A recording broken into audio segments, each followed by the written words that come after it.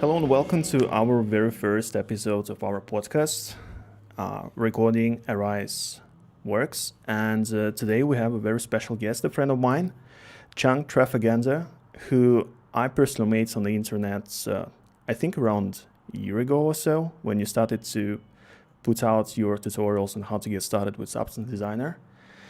And I think I was within like a first week of your uploads and you were asking for some feedback and I was like, you know what? I have a lot of feedback. That was kind of a thing. So thank you very much for joining me today. It's an honor to have you as a first guest. And yeah, if you have a couple of words to introduce yourself, please go on. Oh, perfect. Well, thank you very much for having me on here. Honestly, like you said, about a year ago, I started doing all of this, giving back to the community kind of deal. And it's kind of been a whirlwind since then. I've met a lot of people such as yourself who are just wanting to constantly improve and get better. And that's kind of why I started doing all this. I've been been in the 3D realm or sphere for about 8 years now, just finally getting into the industry. And honestly, there's not a day that goes by that I'm not learning something new. And I just want to be able to share that, with everybody to kind of grow the community. Yeah, that's perfect.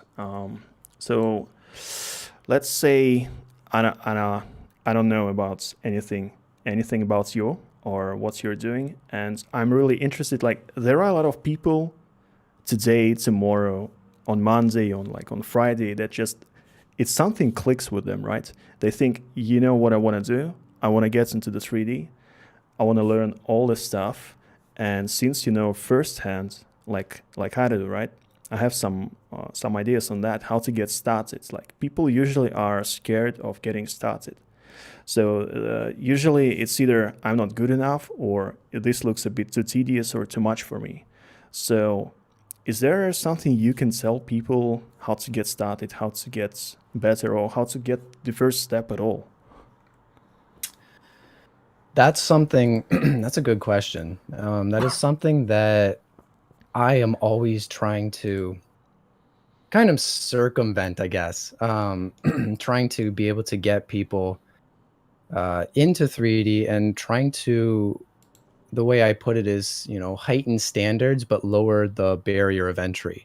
Mhm. 3D, like you said, is pretty intimidating unless you really have a lot of, time to just kind of invest in. Um, for me, I was lucky because I started this really young. I started this when I was 13. So, at that time, all you have is time. For people that maybe don't have as much time but really want to dive in, uh, what I would say is make connections, put yourself out there, and let people know that you are serious about this because the more that you make yourself accountable for something, the more likely you're going to be able to see that through. And whether that is, joining challenges where on ArtStation, right, they have challenges all the time, Mhm. where you can sign up for certain areas depending on what your field of expertise is or what you want it to be, and it forces you to see a project from start to completion. That's another thing that it will probably come up again as we continue talking, but for me, starting out, I never finished a project, and that's something that I do think would have shaved, a year or 2 off of my learning curve, is I would start things and never finish it, and I know that that is pretty common among most beginners, Uh-huh. and that is one of the most, um, I'm gonna say silent killers in terms of your own ability, is you don't understand a full workflow of something because you never finish. It's like you're saying you're not pushing yourself or you're spreading yourself too thin. Like, is that A or B or even some C? I would say C, and it's a bit of both and a bit of, something a little bit more. Whereas, and I guess I'll put it this way. If you're a marathon runner, but you never actually finish a race, right? you never really get the one satisfaction of all of your hard work. You train and work very hard for it, but if you've never finished the race, you're never getting that satisfaction. You also never learn from a failed project because you never see anything far enough through. And for me, I honestly believe that you never learn from a success, you only learn from a failure. Because success can happen for any number of reasons, but a failure happens for something specifically and something that you can take into account for the next time that you are working on a project. Interesting. Okay, so what you're saying is the way to move forward is challenge yourself and possibly even make some kind of a deadline. Let's say I'm going to finish a small project within 2 months and I will have a result and I will show everyone and their mother on Outstation that I finished it. Something like that? Yeah, and definitely this might not be applicable for people just starting out, but even doing um, projects where you are a team member, right? You have other people who are relying on you to uh, achieve this stuff and have your part of the project finished. And also, definitely in the industry, getting critique, always getting feedback from everybody and their mother, because depending on what you're going to be doing, you don't know who's going to be seeing it in the end, anyways. So trying to get as much feedback as you can and being okay with people not liking your stuff. Well, yeah, this makes total sense. For example, like if someone tells me that a Godzilla movie is a bad movie, I would say, what are you talking about? It has Godzilla. It was made for people like me, not for Yeah. people like someone else. Anyway, I think we're more or less done with the introduction, and I take it you are the person who always strikes for the better, and pushes himself. Just now, I may be thinking about myself a bit too much, but I consider myself just like that as well. So I think this is kind of what clicks with you, between me and you. How do you say it? So you are always pushing yourself to be a better version of yourself tomorrow, which is something I strive for every day. And you So, have to in this industry. well, uh, honestly, I think it's just being a better person tomorrow, whichever industry it is.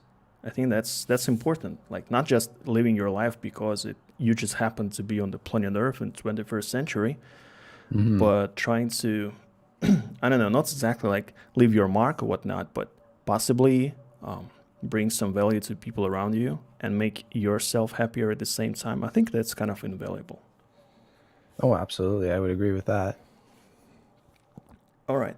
So please tell me now, what do you think about the whole real time thing? Because you are, I'll just say you are for me as a teacher of substance designer. You helped me start with the various things like how to propagate your own sliders in the substance designer, so you tweak your material and such, because Hmm. you have a vast knowledge. Like you are one of those people who the first thing what they do within an application, they start tweaking the UI, because you don't settle for less. I think like when I see people getting hands-on with an application and they start tweaking UI, I'm thinking like, you know what, this guy or this girl knows what they're doing, because they are about to, I don't know, they're gonna crush it. They are setting up themselves for success. So yeah, what I was trying to say, like, you are maybe you are close. For me personally, you are close to being like the guru of substance designer, right? And the question is, how long have you been using the substance designer in question? Well, geez, guru is a very high honor and also a high title to hold. I don't even know if I'm ready for that, to be honest with you, but I appreciate it nonetheless. It's kind of funny actually. I've been using Substance Designer since about last October, 10 months maybe. Oh, so basically one of your first uploads was yourself going through the crash course and then sharing with people what's what, right? Pretty much. I got my hands on Substance Designer through my school. I had known about the software in the whole Substance suite for a couple years, but I had never had the proper, specs of hardware to run it.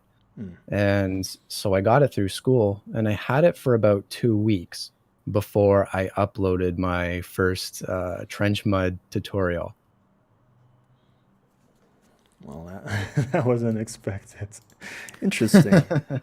Interesting. So you jumped into the whole learning process with a whole lot of fervor, right? Oh, absolutely. I to say that I've only been learning since last October isn't entirely true though. Hmm. Like I was saying, since I was 13, I've been doing in the 3D world.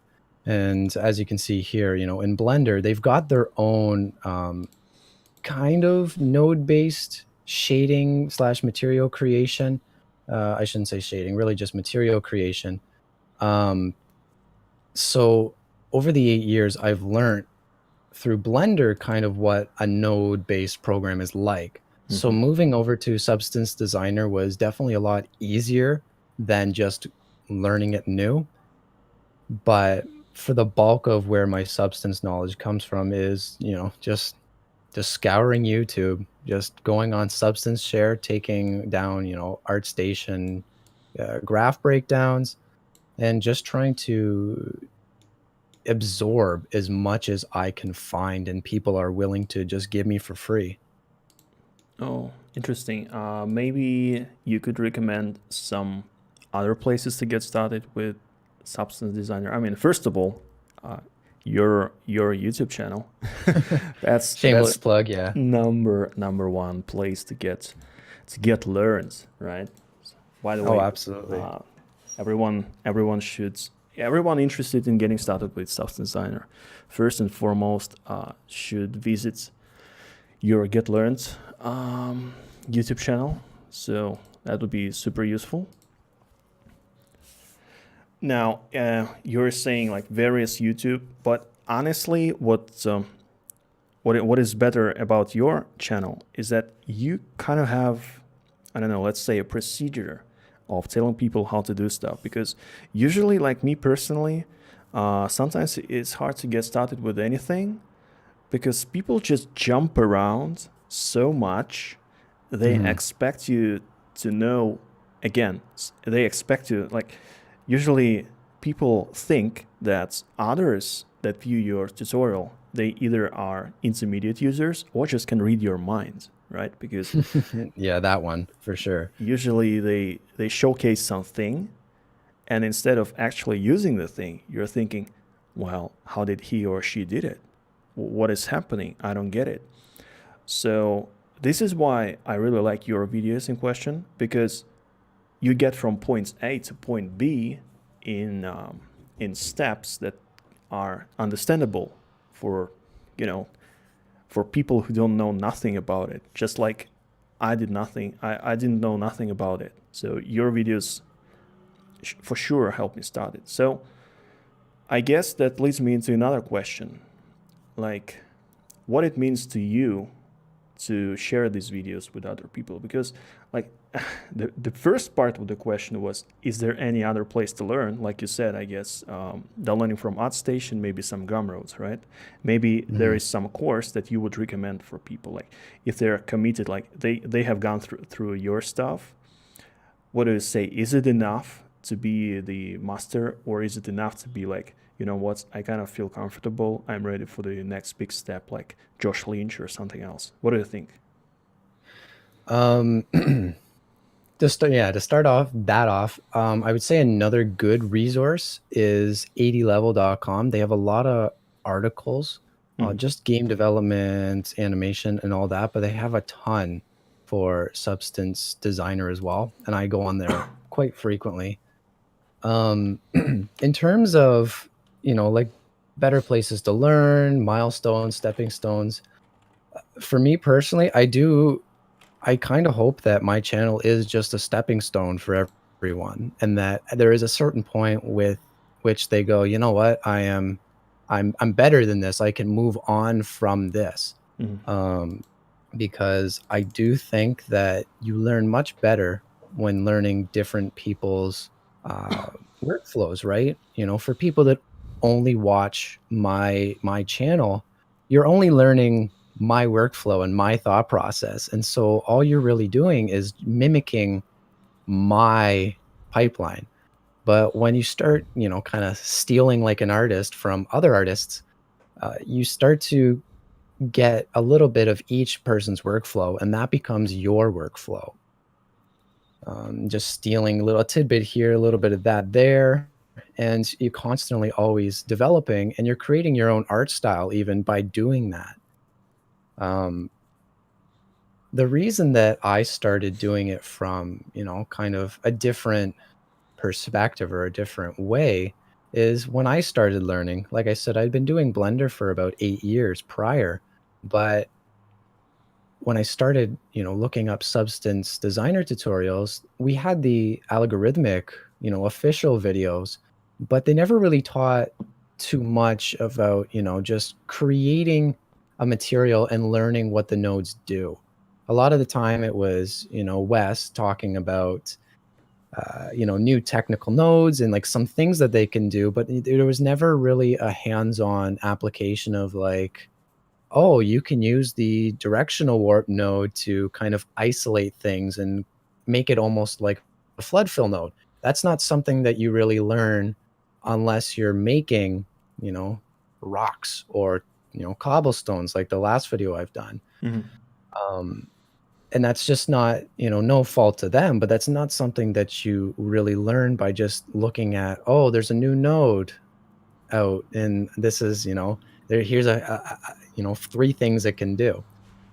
um for me as well, starting out, I know and I knew how frustrating it was when you're trying to find these videos and they've got amazing thumbnails on them and you're like, wow, I really want to make that, that seems cool. Yeah. And then it's somebody who has this graph of like 300 nodes, and they're just zooming in and zooming out and going all over the place and just talking about it, and the graph is already made. And you just kind of have to step back and remember, like, tutorials aren't for professionals, people who are able to already know how to make this. Tutorials are for beginners, right? It's people that have no idea what's going on, and so they don't want to see just a cluster of nodes on their screen. They want you to start from square one. Especially like I possibly even know what's tutorial you were talking about. Well, people have like 500 nodes, and like 50 of those are slow blurs, which are super finicky to tweak, or even Yeah. worse, like circle splatter, which has 5 million tweaks, and they Yeah. produce results so vastly different from each other. You'll be thinking like, there is no way I'm gonna set up on my own to get the result he did, because there really is. I'm not saying 5 million, but 100.5 sounds like actual how many nodes and processes the circle splatter has. It's a lot. It's too much. It really is a splatter, right? And even if you were to get, you know, like value to value, one to one, same values in your splatter as someone else online, you will not get the same result. There's going to be some random seed, some checkbox somewhere Yeah, that's, you know, marked on or slid, you know, zero point 0.01 value higher, and it's going to give you an entirely different result. that is true. So yeah, this is I think the closest of the overview that I came from watching ads was from the, was it AdStation or was it SIGGRAPH? I don't remember. Josh Lynch, you possibly know this guy, right? Oh yeah. Yeah. So his recordings on algorithmic website, he actually went through each node what it did. So that was super. He did not like make it on the stage, but he was presented on the stage how to do some kind of bricks and other. Yeah, that was Substance 2017, I believe, their conference. I I watched that think one. you are correct. Yeah, that was the closest that will give you the understanding how this stuff works, how he uses it. Because when people just show me, oh, here's how we block out the big shapes. Like, what's the thought process?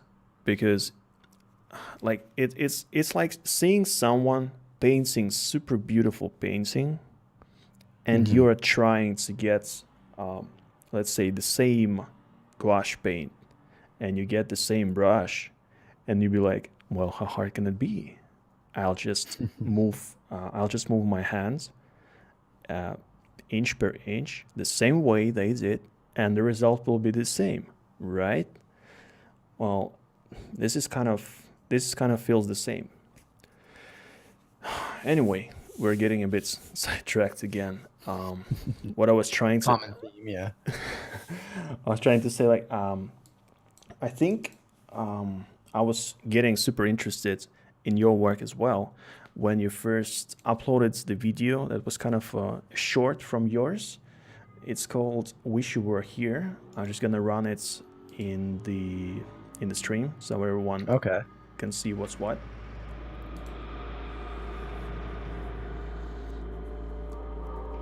The best part about it for me personally, it was the camera work. You told me like it has some kind of script going on, but it still looks like as if a real person was filming the whole thing, which was a nice touch, really.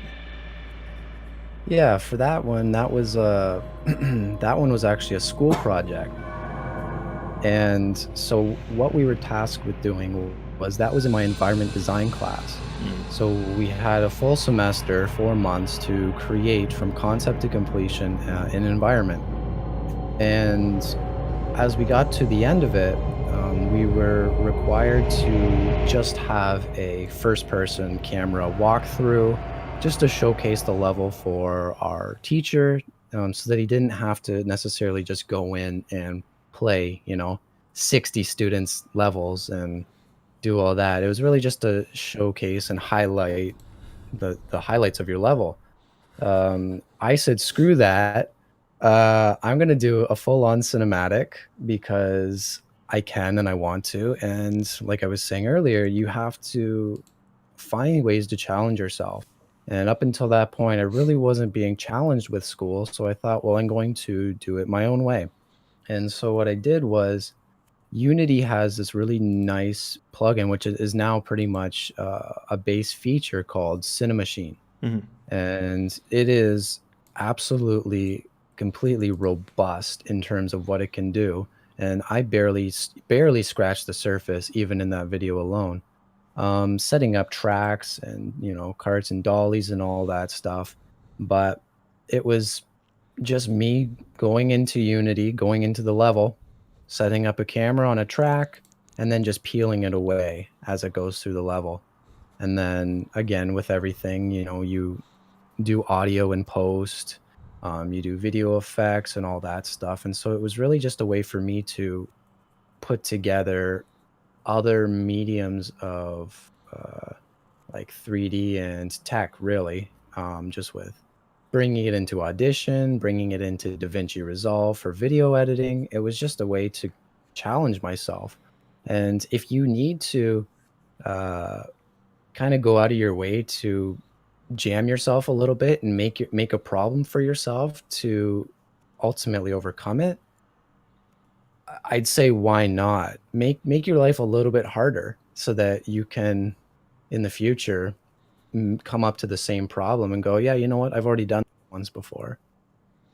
Yeah, this is nice because it feels like you are always looking for a way to make it not just 10 out of 10, right? It's 11 out of 10. It's what I say. Like, you're doing 11 out of 10 because even if you get 1 point lost due to some technical reason, you still are having the 100% perfect thing, right?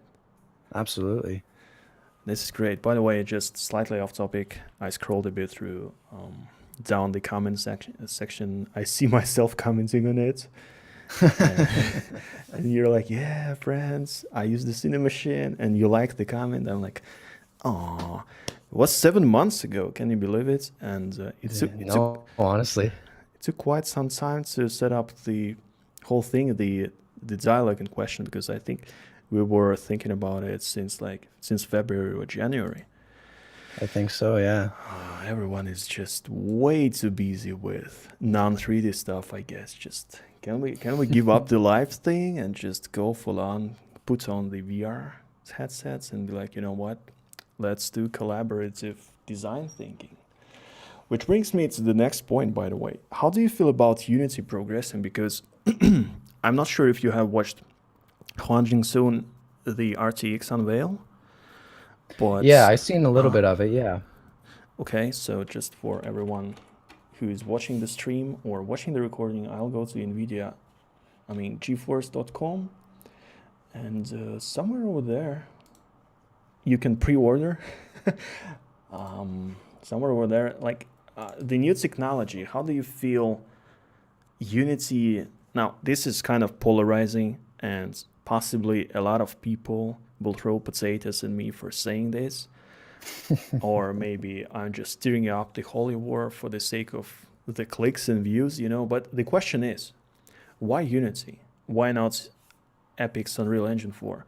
Because what I'm trying to say is NVIDIA guys are working really closely with the Epic guys to bring, like, it was the showcase of the RTX technology, the ray trace, all the thing, like the Porsche thing, uh, the Battlefield, that was DICE technology, but Yes, yeah. everything else was Gabriel Klimov and his team. Like they put up the real-time dancing cyber person. That was done Yeah, I saw within that, yeah. within the Unreal Engine 4, and to me personally, I feel like the Unreal Engine 4 has the upper hand in the technology and the into the how do you say it? They intercepted that market of ArcVs, of kind of design, product visualization, the car show, car trade, VR experience the car, or maybe even something else. They do so much things after they had been selling some of the parts the 10 cents. I mean, that's opened so many doors, which I feel like Unity is kind of taking the second place, whereas Unity first, it was number one. But I mean, sure, there is Book of Silence, the Atom thing, other beautiful, like gorgeous stuff. Of course, you could say like, well, they were using the megascans and blah blah blah. If you show a person a photo or a photoscan photo, whichever it is, like Blender, Unreal, or Unity, it will look photoreal because, duh, it is a photo scan, right? Yeah. But why Unity? Like, so the question is, like, could you please make me consider Unity if that is even possible? Like, I am a strong believer that UE4 has the upper hand, right? And the last time I started Unity, I was even on my Mac. It was like so long ago. It was 20 months ago or something. And it was Yeah. super strange. Like, it was Unity 5 or 6. I don't think there was a version 6. It was Unity 5. No, yeah, 5, yeah. And the problem I see with it, because when I started the UE4, like if I wanted to have the bloom or screen space reflections, all I had to do is just click screen space reflections and be done with it. Whereas on Unity, I had to go some kind of marketplace. I had to download some add-ons which were free, but I still had to search for them. It was kind of like the experience was bad. So I have seen what Unity 2017 done to it. They kind of revamped the engine, I guess, but I still think there was no way to build your own shader. Whereas in UE4, you had it from the get-go. But from what I've heard, Unity 2018 sort of fixes that problem. I don't even know. So do I have to install some malware, right?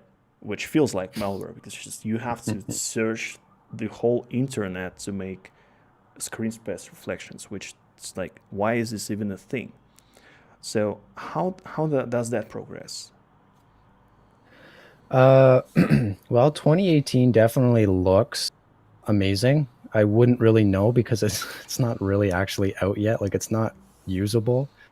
Mm. In terms of production, at least. I mean, you can probably have a little decent game kind of running on it, but that's one of my biggest gripes is that 2018 is going to turn into 2019, here sooner than later. And we're still not going to have something out. In terms of why I'm just more, I guess, inclined to use Unity, Mm-hmm. uh, I started, like I said, when I was 13, and naturally what I wanted to do was make games. Okay. And so just like, Blender, open source, open community, Unity was kind of at the time, you have to think back to, whenever that was, 2011, I think 2010. UE4 wasn't even a thing back then. UE4 was like No. 2013 ish. Well, there yeah, I'm trying to think when UE4 came out. And also 2000. it was Uh-huh. proprietary. It was not It was free and then kind you of pay paid royalties stuff. You later. had to pay like Yeah. a lot of money.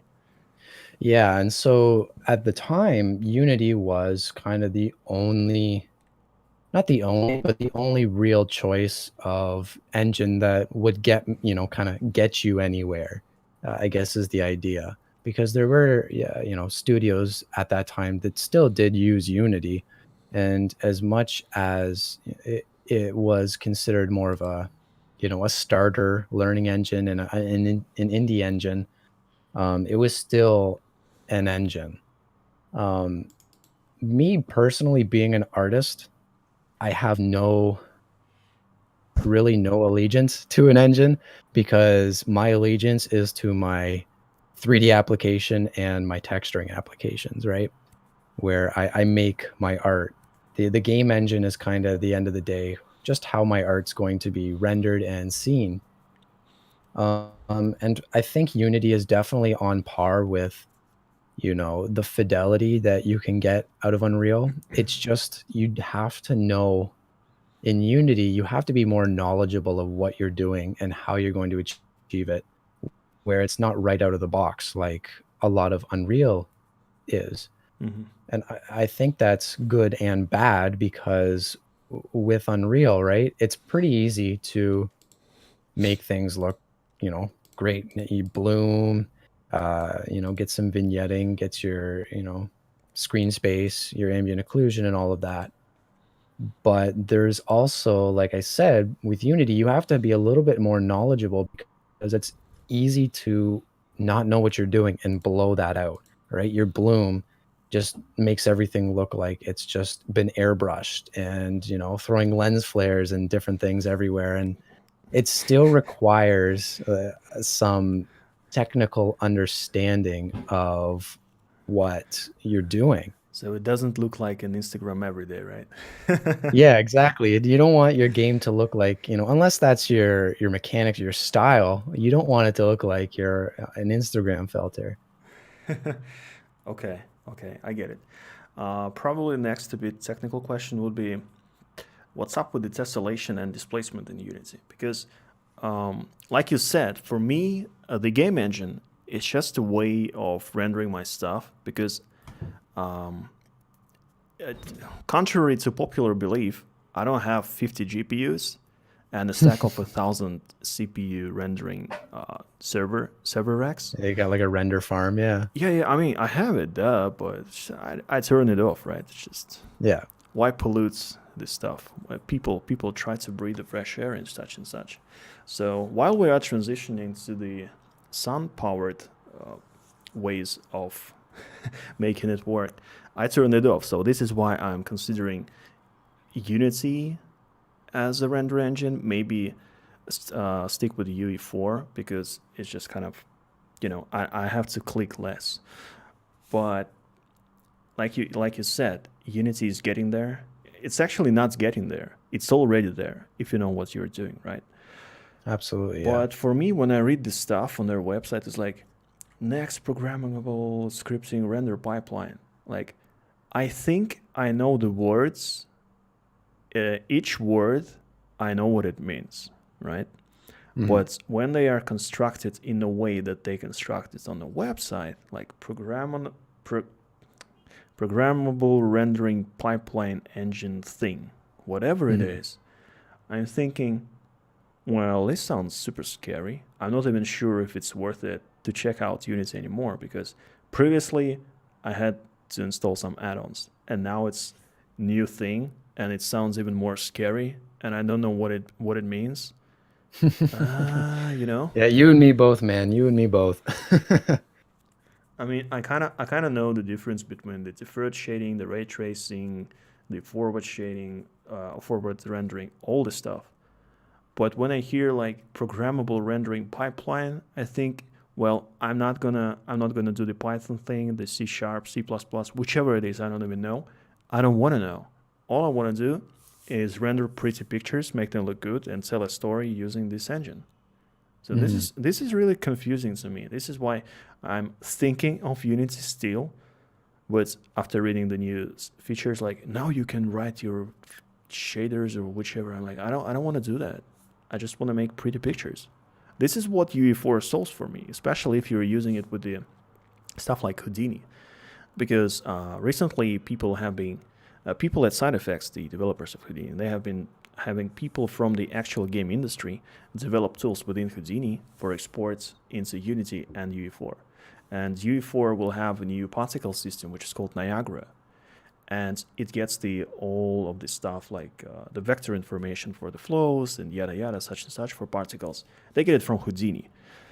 So this is like more interconnected for visualization stuff, and which brings me back to the point like, do you think? I don't know if you know it or not. Like, do you think they will actually implement the RTX ASAP, or are they doing their programmable shading, whatever it is they are doing? How does that come into play? Because like for me personally, after watching Jensen Huang's keynote, like my question to you is, what's up with what's up with real time? Hmm. Um, Honestly, it does to me, and again, I'm not too far into the whole technicals of it, but it seems like it's almost a little bit too good to be true, Hmm. at least this early on. Because we went, as far as I know, and again, I could be just too far removed, but we went from not, we went from taking days to render to immediately real time with no real transition in between, I feel. Maybe I just didn't have my ear to the ground, but I think that it would be very cool to have in games, but I don't know if we're going to be quite there yet. And especially too with you were saying that the Nvidia guys were working with Epic, so Unreal might have that competitive edge where it's going to be, the first line of the RTX is going to be compatible with really only Unreal, right? And Unreal applications. Whereas Unity, with like you were saying, they had their scriptable pipelines, their high def, their low def. Um, that might need to catch up in terms of, is it really possible? I've got no idea. I'm gonna definitely be somebody that is gonna scrounge together, some nickels to be able to buy one of those guys, once that becomes really, really, mainstay in the industry, but, yeah, I'm not gonna be an early adopter, that's for sure, I because to see. me, it seems too good to be true, too fast. And they're taking pre-orders. I saw now with, two, I think it's 2 units. They're limiting it to a per person. Yeah. So that like bit miners can't, just buy stuff out and absolutely crash the market. Yeah, that will be great. By the way, could you please for a second check on the stream? I'm having a still shot from your short movie, uh, and I have the question: is this a tessellation or is it just uh, manually displays grounds and normals cranked up to 11?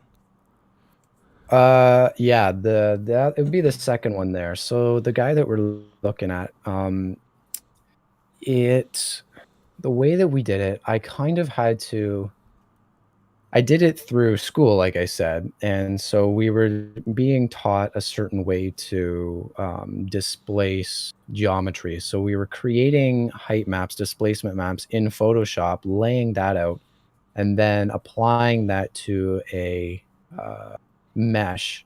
Um, I didn't really like that method so much. I It feel like it's a sounds lot of tedious.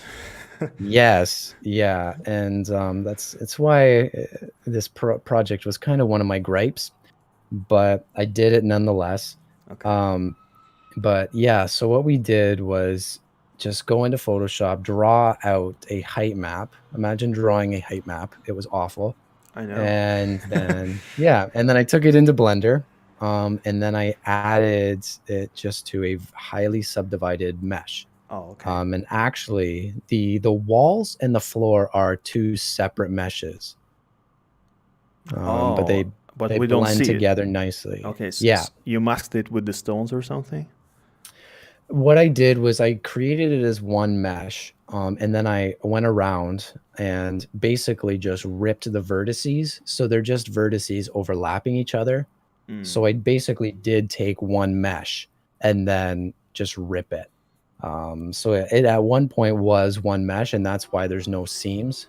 Um, but and then you just crank the normals up as as high as they can go because really wanted that gritty, visceral kind of effect to it. I see. I see. Okay.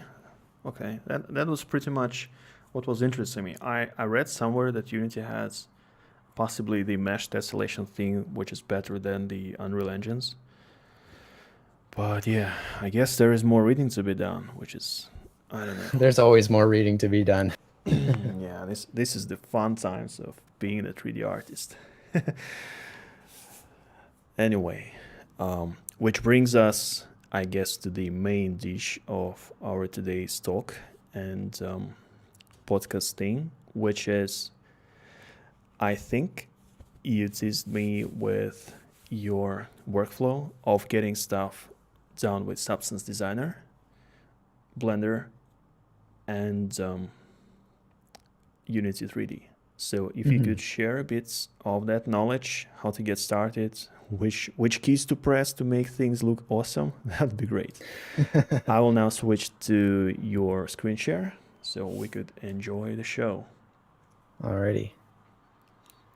So, just for a disclaimer, I've actually downloaded this model here from Substance Share. So I didn't make the model myself, and I actually used this specific model in one of my tutorials for, I believe it was stylized edge damage filter. So normally what I do and what's pretty common is you'll start with your high poly. So you'll start with something that's very, very dense with geometry. And you can see in here, we've got a lot of polygons going on. We've got about just under 200,000 up here. Um, we want to start with our high polys because we want to get very, very smooth or at least accurate to how, our real world is just normals. And so you can see here, if we look kind of at our fake light, like it looks pretty smooth, it looks very clean. And from our high poly there, doing sculpting, doing hard surface modeling, we want to go to a retopology stage where we take all of the dense geometry and decrease it significantly so that it's more efficient when you're using it in like a game engine or something. So I'm going to come down to our second layer here. And this guy is our lower poly. He's still a little bit high for what I would want in a game engine, but for the sake of the tutorial, he is significantly decreased in topology.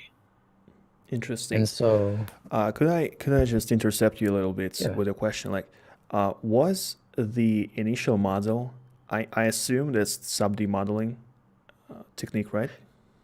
Yeah. So with this guy here, what I actually received in from the file was the low poly or the lower poly guy here. Okay. And so what I did with this guy is I just went into our modifiers in Blender here, and I just added, cranked up the subdivisions, a couple Okay, it's times. it's a bit reversed thing that I was thinking. I was thinking like if you got the 200,000 polygon thing, I was kind of really curious how would you decimate and reduce the poly count of that one. That's that's kind of interesting. Yeah, so okay, that's a fair point. The way that I would normally do with this guy here is I would likely add a plane, and this is very tedious, and some people might disagree with me, but I think that you definitely get a lot more control over just pixel pushing and vertice pushing, where I'll literally, if I zoom in here, create a subdivide right down the middle.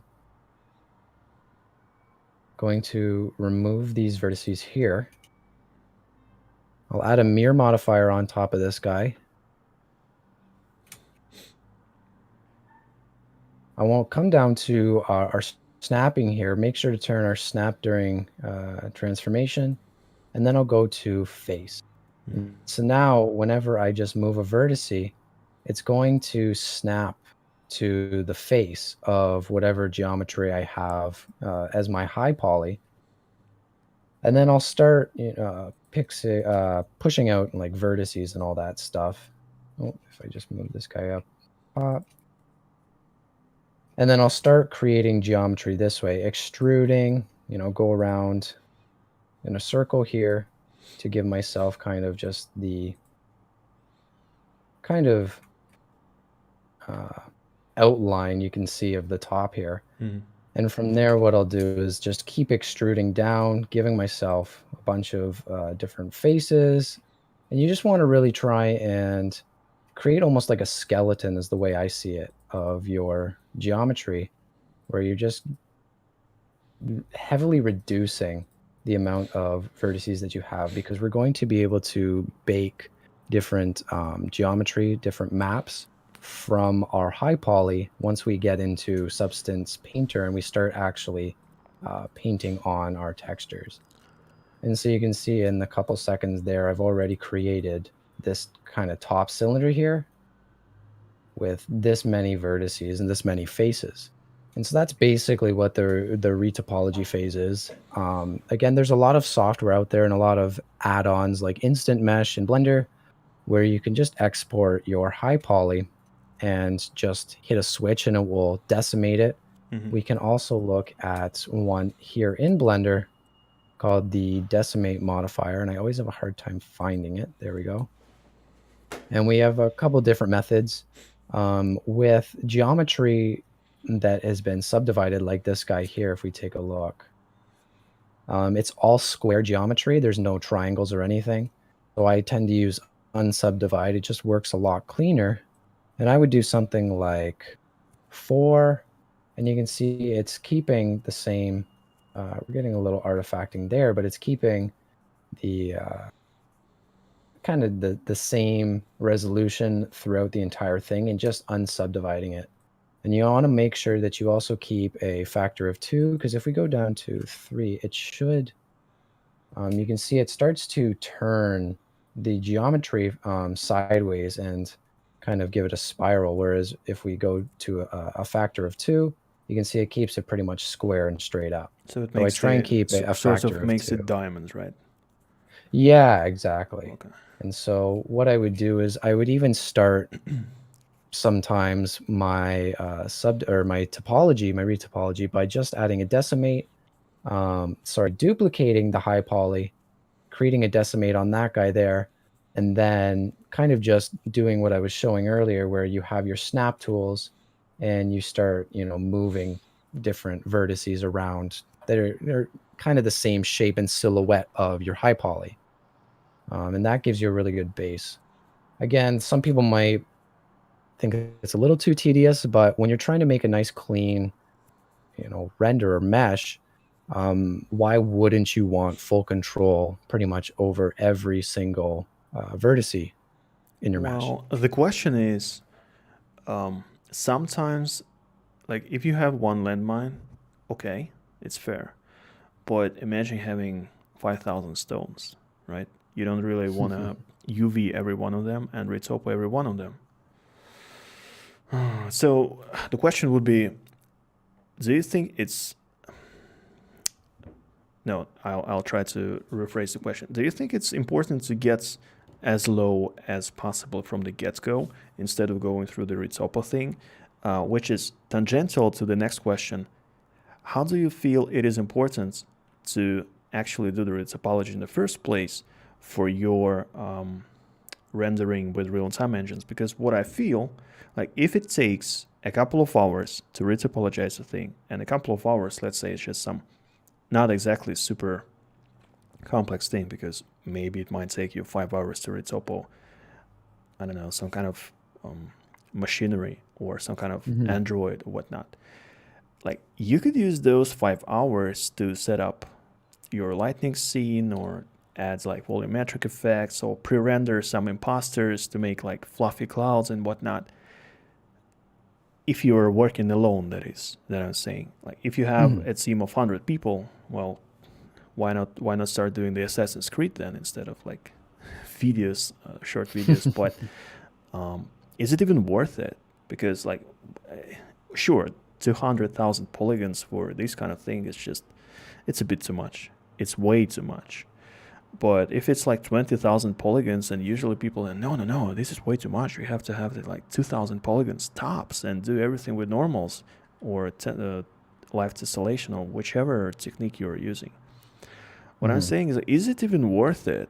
Like, of course, retopology is the most tedious thing. When I see people saying we are improving the artistry, we're doing this, that, artificial intelligence, we're training our video cards to recolor people's hair from red to blonde and in reverse. The question I have, like, okay, when do people start training their AI so it does the retopo? Because this is annoying. Um, I'm sorry for if your day job is to retopologize, I don't know, faces and God forbid rock formations. Like, I'm not sure how you're feeling about your job, but it's a bit too mechanical because it doesn't. Sure, you can be the poet or the genius of retopology, but for me personally, from an outsider's perspective, of course, no offense again, I feel like it's a bit lacks the artistry part. Maybe there are people who enjoy actually that thing. Like there are people who create houses by writing code, not actually modeling it or painting it, because there are Hmm. different types of, viewing the world, different hobbies, different. I don't know what you like, what you don't like. You get what I'm saying, right? Oh yeah, different strokes for different folks. Exactly.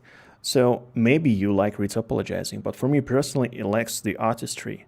It just takes time from you to try to share the vision you are trying to share using your short movie for this example. Because me personally, I don't really care if my model is 10,000 polygons or 1 million polygons.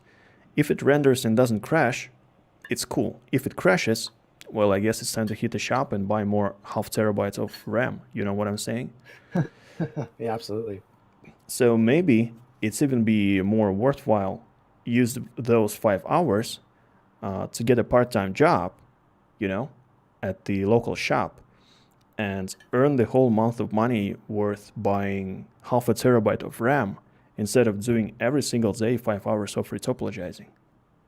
What do you say? Is it worth it? Is it even, maybe it's just some kind of transitional period where we have to wait out until I don't know, some people, some really smart people that train AI to do stuff, they're saying, you know what? We trained AI to retopologize. And everyone is like, yay. And some people, of course, they will lose their job. But maybe today it's like we don't have people who actually retopologize and just that's it. Maybe it's kind of parts of the pipeline work you do. You first model, then you retopologize, then you texture and blah blah blah. Maybe it will just speed up the whole process. That's what I'm saying. Like, is it worth it? I'm not saying about games, of course. If you have the 200,000 landmine running on Xbox One S, it Hmm. will it will be dreadful, you know. Oh, absolutely. But for a real time thing, is it even worth it? It really, and that's what I was going to ask, I suppose, is it really depends on what your end goal is. If you're creating, if you're just creating a real-time render with no real regard on, for how it's going to run on someone else's computer because you're converting it all to video anyways, then no, there really isn't any real benefit, I would suppose, to retopologizing for that. Like you said, for a game, however, you have to keep in mind hardware restrictions for consoles, and even hardware restrictions for PC users, for people who want to play games on their, 8-year-old desktop.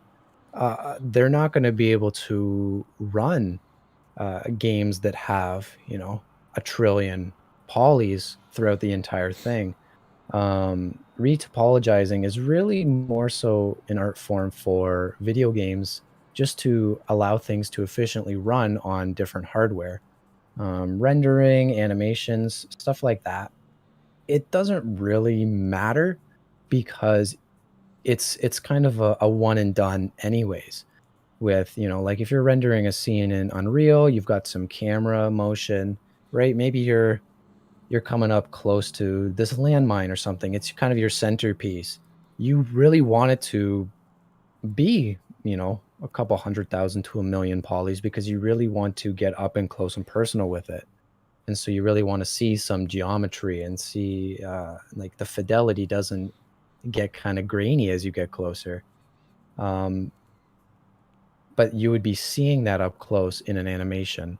And after you're done rendering the animation, everyone's computer, even people's phones, can view that animation.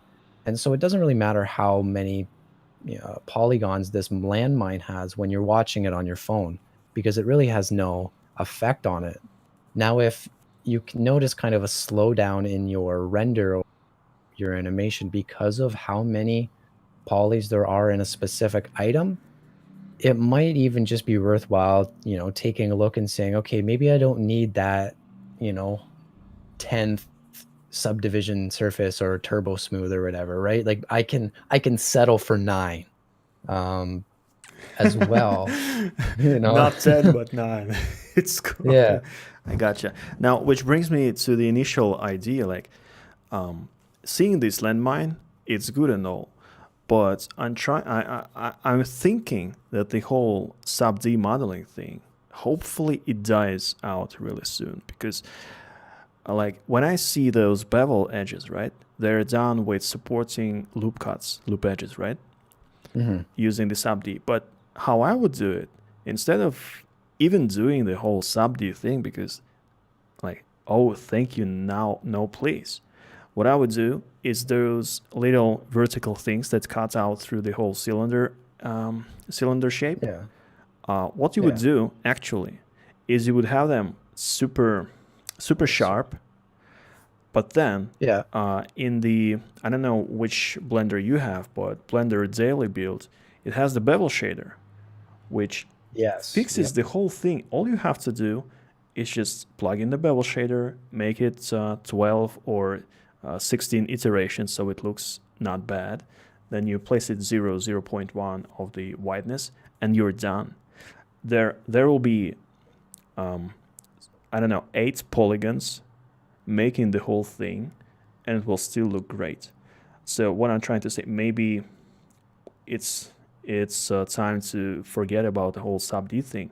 Like even those little circular cuts, you can do them in, I don't know, maybe 3D Code, maybe Substance Painter. Why even bother making those cuts as a 2000 polygon thing in sub D? I'm kind of what I'm trying to say is I haven't been using the 3D for 8 years like you, so you could say like you don't know nothing, and this is exactly the thing what happens to me. And I think personally it's a bliss, because I can start from the clean cut, and I don't care how people did it 10 years ago, right? I only care how people do it this year. And if I see like the bevel shader, and when I see people doing the same thing but they use it with 800 million polygons with the sub D, I'm looking at this and thinking, well, that was a waste of time. And next thing you know, they will waste another time, more time to retopo it. I'm like, don't you people have a hobby or something? Because this takes too much time. Oh, that might be their hobby. You never know. Well, to each their own. Um, with that, again, what I would say is it's more so, it definitely is a little bit, I wouldn't say dated, but it definitely is a little bit of a more traditional method of it now when it's so easy to go into Substance Painter, right? And just, stamp down dot, dot, dot, dot, dot. Exactly. Um, with, each model, each workflow, depending on the project, depending on, again, what your end result is, it might be that they're essential, right? Maybe for this mine, right? I, again, like I said, I didn't create it myself, so I don't know what the intention was with it, but perhaps it was, you wanted to really be kind of up close and personal with it, and maybe you're seeing it from this perspective. And when you're looking at it from here, you start to notice geometry a little bit more. And again, if these edges were a little bit sharper, say through the subdivide, we would get a little bit sharper and a little bit more cleaner light direction. But it's kind of like what we were talking about earlier, you and I, different artists, right? And saying using one medium like gouache or something, right? When you take a brush stroke, each artist is going to have kind of a different brush stroke to it. And as long as it kind of serves the end purpose, a lot of the time it's really it's negligible, right? You can do anything more efficiently. And I guess the strive to do things more efficiently is what we're always trying to do. But sometimes it comes down to, I have been doing this for so many years. I can do this faster than, say, going into Painter and trying to find, the alpha for stamping it down, understanding the brush, trying to get the spacing right in Substance Painter. How am I going to paint on this? Am I going to try and paint on it on the 3D geometry, or am I going to come into my 2D texture here and try and stamp that down? And then how am I going to keep those all like equal space, right? How am I going to make sure that they line up properly? Um, it, you kind of pick and choose your battles with, where am I going to invest time and where am I going to kind of cut a corner or two. Okay. And a lot of times it comes down to, when you're working, right? You want to make these as fast as you can. And so I'm going to go with what I know until maybe I'm kind of lacking behind my cohorts, or maybe you know, I'm thinking, oh, you know what? I could use the bevel shader in Blender for a specific thing. And so I'm not going to go as in depth to try and sharpen out these edges, because I could just use a bevel shader. But, if you want to take, say, this model and bring it into a game, the bevel shader is not really going to do much for you because it's a Blender exclusive. It's only in Blender. Wait, So you but really have to. okay, I think, again, you might correct me. I think Blender has the whole bake system in place. And from what I understand, you can render out the normals using the bevel shader, and they will be red in Unity and Unreal, and they will look beveled in the game if you bake those normals from the Blender. Absolutely, yes, absolutely. If you bake them out, that is very possible. I just meant more so if you're using, like, you've got this hooked up to a shader in Blender, and then you want to just bring it into, say, Unreal or something like that. The shader isn't going to automatically hook up with a, Yeah, a yeah, yeah. bevel shader. But yeah, if you wanted to, you could likely bake those out. And as I'm going to show in a little bit in the future here, with our text tools add-on, you can bake out a lot of different maps from your high poly. Okay. So it really depends on what's been established where you work, what is kind of the common workflow, and what your end destination is really going to be. Sometimes, like, for a game, if we're looking at a landmine from this far away, you're not probably going to even notice those dots. So I might even just not put them in at all and not even bother painting them in Substance Painter, because they're so negligible you'll never see them. Uh, It really, it's such a wide world of reasons why you would or wouldn't do something. And there's also, because it's art, you can do one task 1,001 different ways. That is true. Anyway, I'll let you continue because otherwise I'll be sidetracking your whole workflow for 2 weeks straight and we will still not be finished. So I'll try to keep the comments to the minimum and you please go on. All right. Yeah, no worries. Feel free to butt in if you have something to say. So yeah, where we left off is we've got our high poly here, and we were showing some decimation to kind of get you started towards retopologizing. And if we go into our second layer here, seeing the lower poly object, which we're going to use to basically rip information from our high poly here. So when I go into my low poly, I'm going to just bring this over here, and I'm going to go into my UV image editor here. And so I've got just, I believe this is a 1K texture here. And if I hit enter, you can see that I've already got it pretty much unpacked. And it's got some pretty good UV island real estate. And if I hit T on my keyboard, I've got an add-on called Text Tools, which I was talking about earlier. And this really helps with the basically just the UV unwrapping for our models. Is it a free or is it a paid one? So this one is free. You can just Google Text Tools, and there's one for 3ds Max, and that was the original. And the guy actually made a Text Tools for Blender, which is awesome. So this is entirely free. I would recommend getting it and just learning how to use it. Don't even bother trying to figure out Blender UV unwrapping traditionally, because it's a bit of a process. This just absolutely makes everything so much easier. As well, you can probably see, for people who are not too sure with Blender, that I've got these blue UVs, right? And if I hit N on my keyboard, I'm going to just click on the stretch there, and you can see this is what we're going to normally get, just these black background with our UV lines. So I like to click on stretch here, because what stretch is going to do is it's going to give us this nice kind of solid blue color. And blue is the color that you're going to want to strive for in your UVs, because the farther away we get from blue, and if I just take off my snapping, you can see the closer we get to red in here, the more stretching we're going to have on our UVs. So this deep blue is the go-to color to let you know that you're in the okay.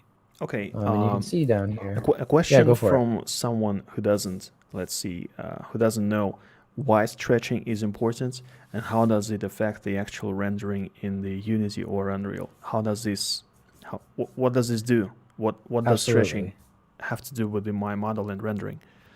Okay, so let's take a look here. So I'm going to use Text Tools here, just creating a 1024 size map. And I'm going to come down to checker map here. I'm just going to hit checker map. And what it's going to do is it's just going to bring over top a different map that we can do. And you can see here, so this is my UV map here. So my UVs for this mesh are just over top of this guy here. And you can see, right, that we've got up on the top here, right, click a couple of these faces, you can see that that's this guy right here. So it's got a nice blue color, right? So it lets us know that we are in kind of the good zone. But as I come down, you can see that these squares kind of start to stretch a little bit, and they kind of warp around here as well. And so if I take a look at these guys here, try and find where these guys are.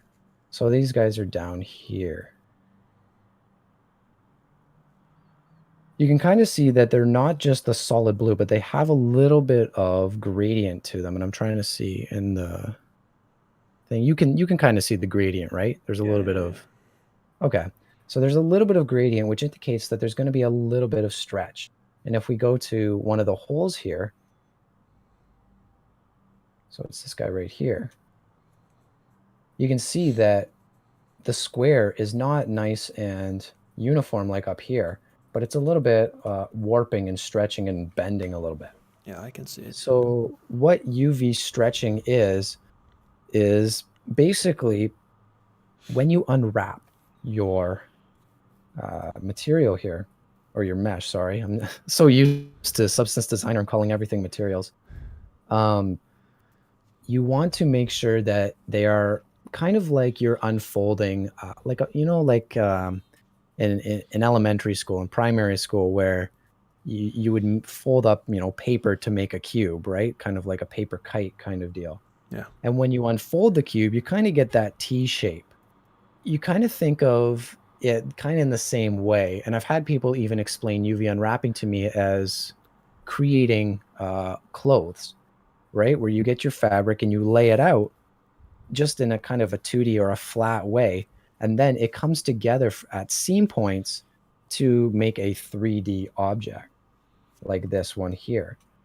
So with stretching, it's going to basically take our 2D information where we're going to have an image over top of it, and it's going to kind of just warp and stretch it. So you could imagine that, say we have, maybe this is like a metal and there's some scratches or something going vertically, or sorry, horizontally like this.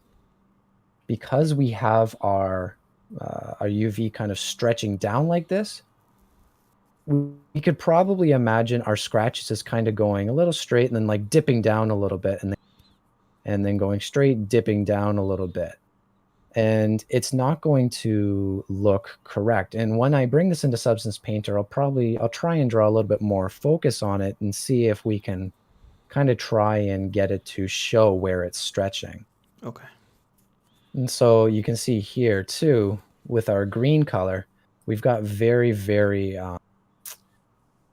not blue, and you can see I stretch it, it's red, but this island here is a little bit negligible because if I take a look at this guy, I believe it's inside our geometry, so we're never going to see this. And so that's another thing that we can kind of determine as negligible, is that anything that's going to be inside or not seen from the person or the viewer, you can probably just kind of decrease the size in your UV real estate here, because we want to make sure that anything that's going to be highly visible has kind of a huge space on our UV texture set here. And so you also want to make sure that for any part that's going to be seen, there's something to keep in mind called texel density. And I'm not going to go too much into it because that's a whole conversation in and of itself. But with texel density, you want to make sure that these checkers are kind of relatively the same size across your entire material, because that's going to make it look more cohesive when you start texturing it. Oftentimes, what people will do is, they'll take, say, this top piece here, right? And because it's really, really important, what they'll do is they'll take this and they'll give it a lot of space, Mm-hmm. right? And so that's going to be a lot of like textile information, and you're going to have a really, really nice looking material right there that you can get really close to before it loses fidelity. But it's going to be so drastically different than the rest of your material. And so it's going to look really out of place. You're going to have really nice fine detail 4K, 8K images here. And then you're going to have a 1K map here, and it's going to look really weird. So you really want to try and keep your textures or your UV unwrapping pretty uniform. And so that's referred to as textile density, if anybody wants to look it up in their own time. All right, so now that we've got this guy unwrapped, what I like to do is Substance Painter uses a specific thing called ID maps. And pretty much all 3D applications, if they're going to call themselves a 3D application, they're going to allow for an ID map. And we can actually come into this little guy here. And this is kind of our baker in terms of what it's going to allow us to bake. And you can see that we have material ID right down here. So what we use material IDs for is it's going to allow us to just create a map for our object here based off of our UV unwrap. by assigning different colors to each, specific item that's going to have a different material in Substance Painter. So what I mean by that is, say we've got this top guy here, right? And we want him to kind of be, I don't know, maybe be a leather, kind of a worn leather material. Mm-hmm. But then we want this guy to be a blue kind of metal or steel, and then this one's going to be gold for some reason. What I'm going to do is I'm going to come into our object. You can see that we've got 5 different solid colors. And so what we can do with this is we can just assign each different material a different color, and then we can bake that map out and use it as a mask for any masking that we want to do in Substance Painter. And so I'm going to set this down to 4 because I just want 4 colors. Okay, quick And question. so Is go for the it. is this colorized pass based on the connected geometry, or is it the whole thing? The whole landmine is watertight geometry of itself. How are we gonna choose different polygons or vertices and apply them to groups, or is it actually we're gonna? Is it based on the UVs? Is it based on the geometry or connection of geometry? How does this even work? Do we have to create some kind of different vertex groups? So yeah, so that's a good question. So how it's going to work is, because I've got this as kind of its own separate piece here, and this is its own separate piece here. It's not watertight by any means, but normally the way that I like to model, and that I think a lot of other artists like to model as well, is they'll model kind of in mind from the start, like, oh, you know what? I'm going to want this piece as a different material. So I'm going to make it a separate piece. Mm. However, if these were connected, say that, down in the little crevice there, these were connected, what I would do is I would select all of these vertices right down to, say, they connected here, right? Just for sake of argument, say that these pieces connected here. I would select all of this guy right down to that.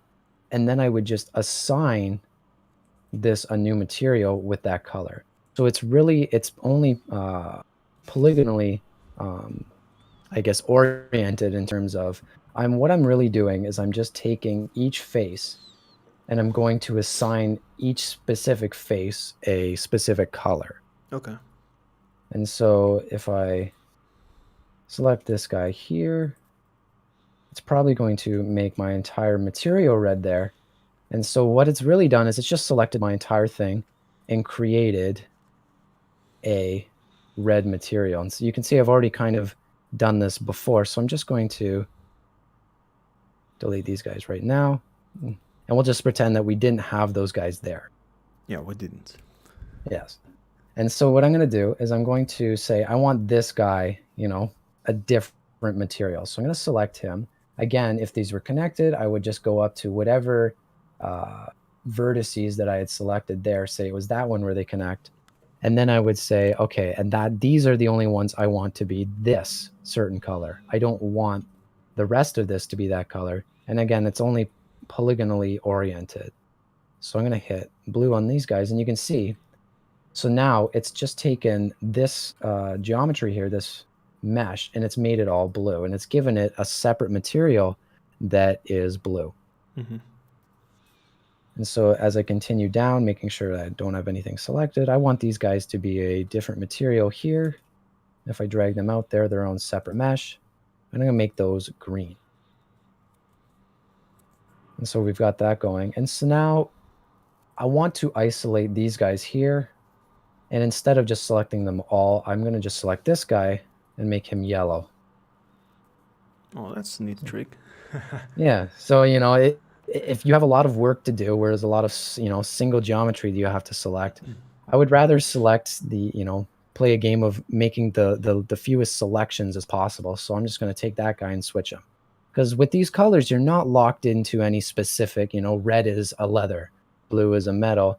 You just want to make sure that you're separating each material into a different color. Okay. All right, so now that we've got those guys and we've got these 4 materials down here with the different colors, what I'm going to do is make sure that this guy is, let me find it. landmine low. And what I've been finding with the text tools here is if I have this as, say I've just got this as landmine underscore. If I try and bake this, maybe it's going to, no, never mind, it's going to work. Before I was having a little bit of issue with it because it wasn't having the suffixes low, but I guess it's worked now. And it's given me, I don't know why it's given me these colors here that are a little bit different than what our material is. Like I said, I'm still learning it, but we've got this nice mask where we have each kind of area isolated from each other. And you can see here, like all the red is going to be all of these guys here. We've got again, it's blue in here, but it's going to be yellow on our mesh for some reason. I don't know. Again, it might just be a bug. Maybe I'm just messing up, but it's a little bit, we don't have to worry about it too much. And then we've got our separate material here, which is going to be this guy right here. And so what we can do now is we can just come into Blender, into our image editor. We can just save as image. And so I'm going to go find, perfect, I'm already in the folder there. With the ID mask, because it's pretty much just binary colors, you don't really need to play around with any of these. We don't need an alpha channel. You don't really need the 16-bit color depth because it's only a solid color. There's no real transitions. I'm going to make sure to save it as a PNG. Depending on where you are, some people might want you to save it differently, but because it's only an ID mask, you're not going to be using it for the final game, so PNG should be fine.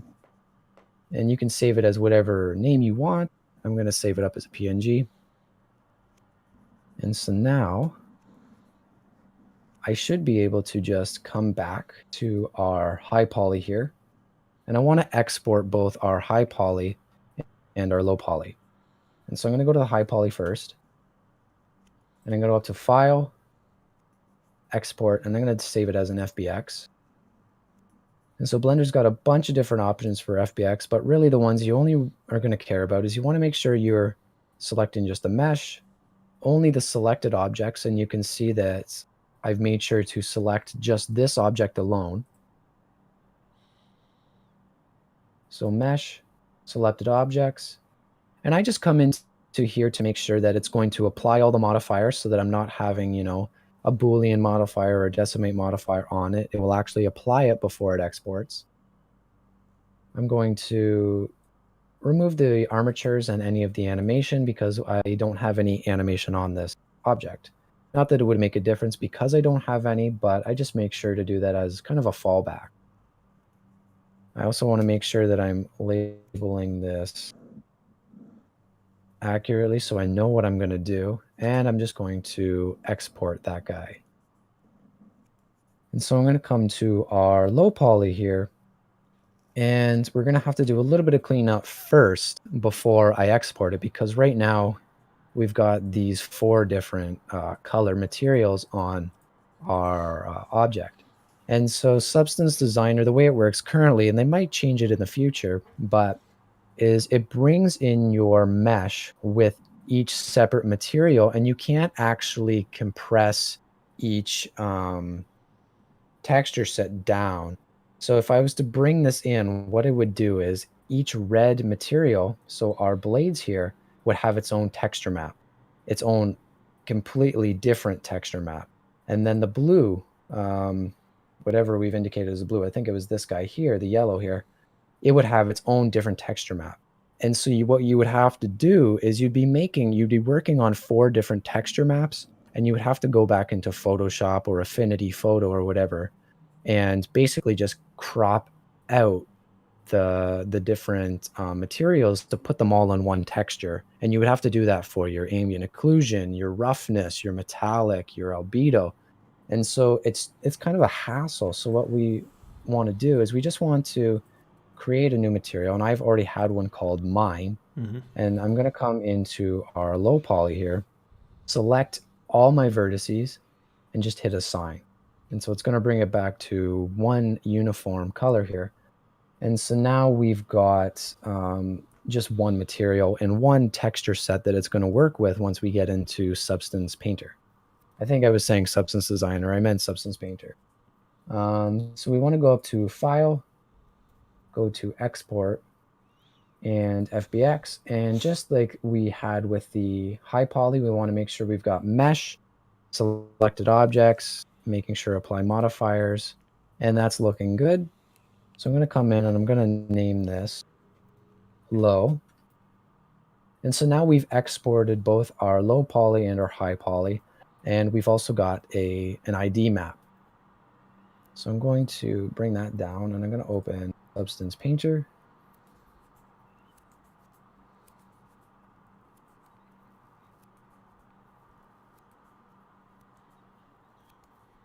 And hopefully it opens for me. Sometimes it takes half a year. Yeah. By the way, the background is your material that you created. Yes. What's the rendering engine? Everyone wants to know, where did you render it? A lot of my earlier stuff I did in Blender. But this specific render is Marmoset Toolbag 3 specifically. And so, being, kind of in the 3D realm and going on ArtStation and seeing all these amazing renders and thinking, man, where are people doing this? And Marmoset Toolbag, which is a dedicated render engine, it makes your good materials, your good art assets look amazing. It's very, very, honestly, it's very easy, very user friendly. Once you do a startup tutorial and just kind of navigating it, but then from there, the world is your oyster, and it's very inexpensive for what kind of investment it is. I believe I got it on a summer sale for about 130 American USD. So for what it's provided me, that is a very, very low price point. Okay. All right, so I'm going to create a new file here in Substance Painter. And for the template, I'm going to just want to work with metallic roughness. That's pretty much what I use most commonly. And so now we get to select our. And so I'm going to go and find our low poly landmine here. I'm going to select that guy. I'm going to make sure that we don't import cameras. I want to work in, normally I work in a 2048 space, but because we're recording, I'm going to work in a 1024. And I also want to work in, because I use Unity primarily, I want to use an OpenGL normal format. If you're working in something like, well, for Substance and for Unreal, they use DirectX, but for my applications, I use OpenGL. And so with that, I am also going to import a mesh, which is going to be our, oh, we don't actually, sorry. We're going to do that in a second here. I'm going to hit OK. And so we're going to have our low poly in here. And so the next thing I want to do is I want to bring in our high poly, and we're going to bake from that. So I'm going to hit mesh maps here, and it's going to give us this whole pop-up. And again, you can see the output size. Make sure to not miss this. Oftentimes I've gone in and baked, a 256 output size for my maps when I'm working in 2048. And I find that this little drop down is pretty easy to miss. So make sure that you're always looking for your output size first. And so we've got a bunch of different tabs here. And the first one we've got is normal. And so we have an option to use our low poly mesh, which we've got right here, as our high poly mesh. And so it's going to bake normals and world space normals, position, ambient occlusion, all from this mesh here. But the reason that we had a high poly mesh was because we wanted to get smoother normals and cleaner surface information, which we can then rip all of that information from. And so that's what we're going to use our high poly for. And so you can see here our high definition meshes. If we click on this little paper there, we can click on our landmine high, and we get a little preview there too. And I'm going to open that up. And you can also play around with cages if you use cages. I really don't, at least for a majority of what I work with. And I want to come down to anti-aliasing. And you get a whole subsection of anti-aliasing types. For the sake of the tutorial, I'm going to just do 2x2. Normally I do 8x8, 4x4 also. For the most part, it works fairly well. So I'm going to do 2x2. We can come into ID, but we have our own ID map. So I'm not going to bake anything from that because I'm going to bring it in on our own. We get world space normals, ambient occlusion. Again, you can change the distance, the rays. You get a curvature map, a position map, and a thickness map. And so thickness is a little bit expensive, and I don't really want it because we're not going to be using anything that's, for subsurface scattering or anything of the likes. So normally I go with position, curvature, ambient occlusion, world space, and normal. And so I'm going to come down to bake mine mesh maps. And so mine is the material that we had given our object here. And you can see here, had I not just done the mine material, we would have had the, TT001, TT002, though different color materials that we gave for each different material in our ID map. And so it's important that you only really have one texture set per kind of item that you want to texture. And so I'm going to bake these maps, and hopefully it's not going to be too long because we're only doing a 1024 by 1024. But I don't know if there's any more questions. This might be a perfect time for it. Yeah, there is a question.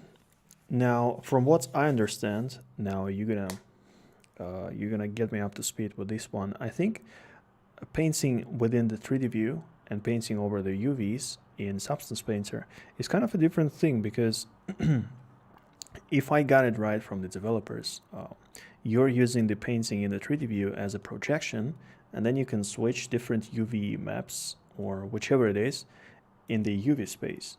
Which brings me to the question is, are our stretching UVs gonna affect if we are using the 3D painting stuff? Like, so if I use the projectional painting on the actual landmine and smart materials, is it gonna stretch?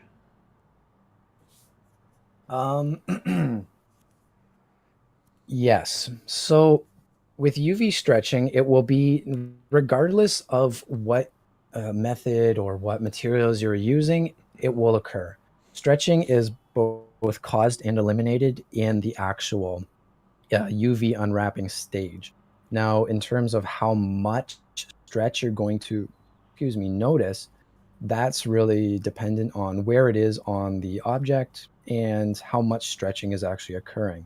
So for right now, we're not going to see really any stretching because it's all one solid color. So there's going to be no stretching because there's no difference in color that are really going to be noticeable. With this object here too, we've got all our maps baked, and you can see, like, if I take away the normal, it's very, very subtle. But if I add the normal back, you can see it's just a little bit smoother. Okay. Because we've ripped the normals from our high poly as well as the ambient occlusion. If you take a look in the cracks here, we're getting rid of our kind of faked ambient occlusion.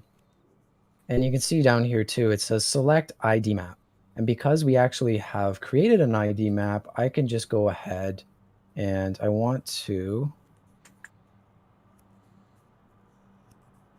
import a resource. And so what I'm going to do is add my resources. I'm going to click on my ID here. I'm going to just define it as a texture, and I want to import it into my current session. And so I'm just going to hit import, and it's just going to bring it into my textures here. And you can see, like, I've got my position map. That's the word I want. And we've got all of these textures that we've baked just inside here. We've got our ambient occlusion, curvature, and all that. So I'm going to select this guy here. And actually what's going to be better is I'm going to click and drag this guy into our ID there. And so now we've just got our ID basically over top of our material. And once we start adding layers and using masks, we're going to be able to bring up this ID map and use an eyedropper to select each. individual material. Alrighty, so from there, really, we can start painting, and we can start dropping in smart materials and using layers and stuff to kind of give us, a base effect of what's going to look really cool. So I've got my layers here, and how I normally like to structure it is I'll get rid of the base layer, and I want to think about what materials am I going to be making? Where are they? What are they going to be? And so I like to add groups. And so I'm going to add 4 groups because we had 4 different masks for our material ID. And so I'm going to name this guy, I don't know, we'll name this one blades. I'm going to name this one outer ring.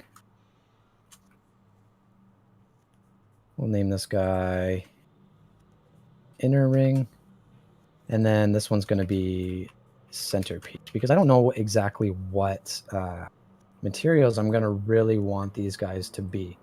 And so I want to make sure now that we're masking off each group so that when I go into each group, I can just toss, a random smart material, a random color, a random height variation. And I don't have to worry about, painting over something and then erasing it because the whole folder with stuff that I'm putting inside of it is masked off.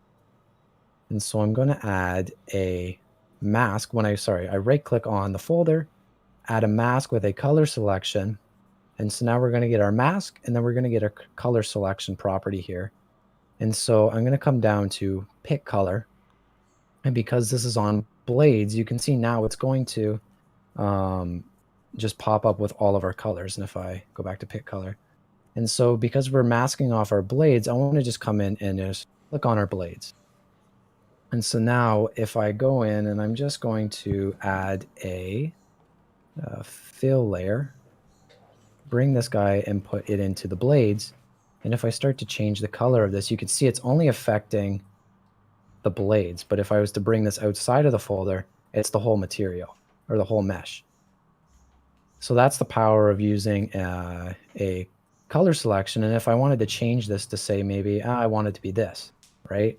And I can get rid of the blades. And so now that's what an ID mask is going to really allow you to do, is just mask off stuff with so much ease.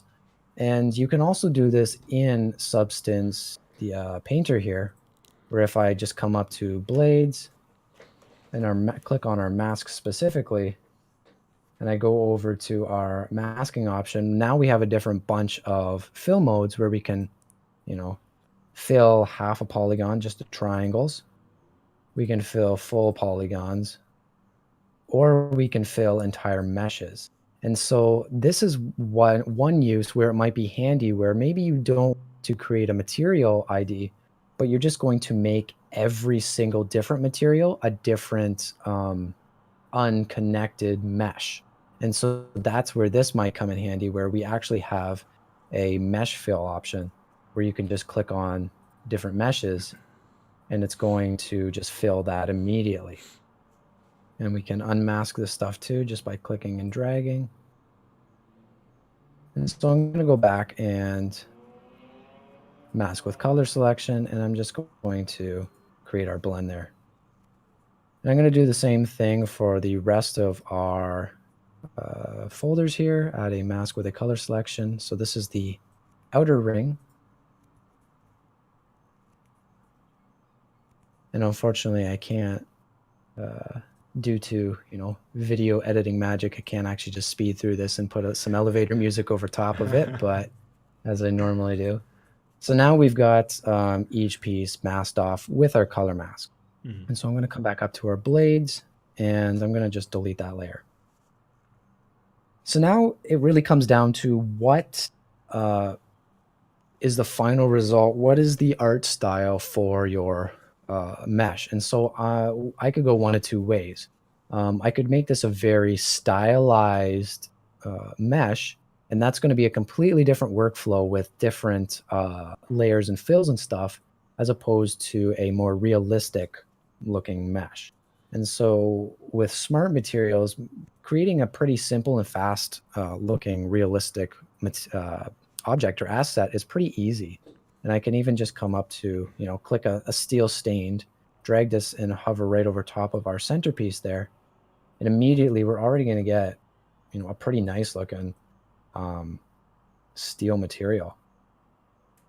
And so if that's the route we want to go, we can kind of just think about and look at these smart materials as like, okay, do I want to have this as, maybe my centerpiece? What do I want my blades to be? Like maybe I want my blades to be a little bit more of this kind of steel. And so I'm going to take my blades, just add this steel on top of them.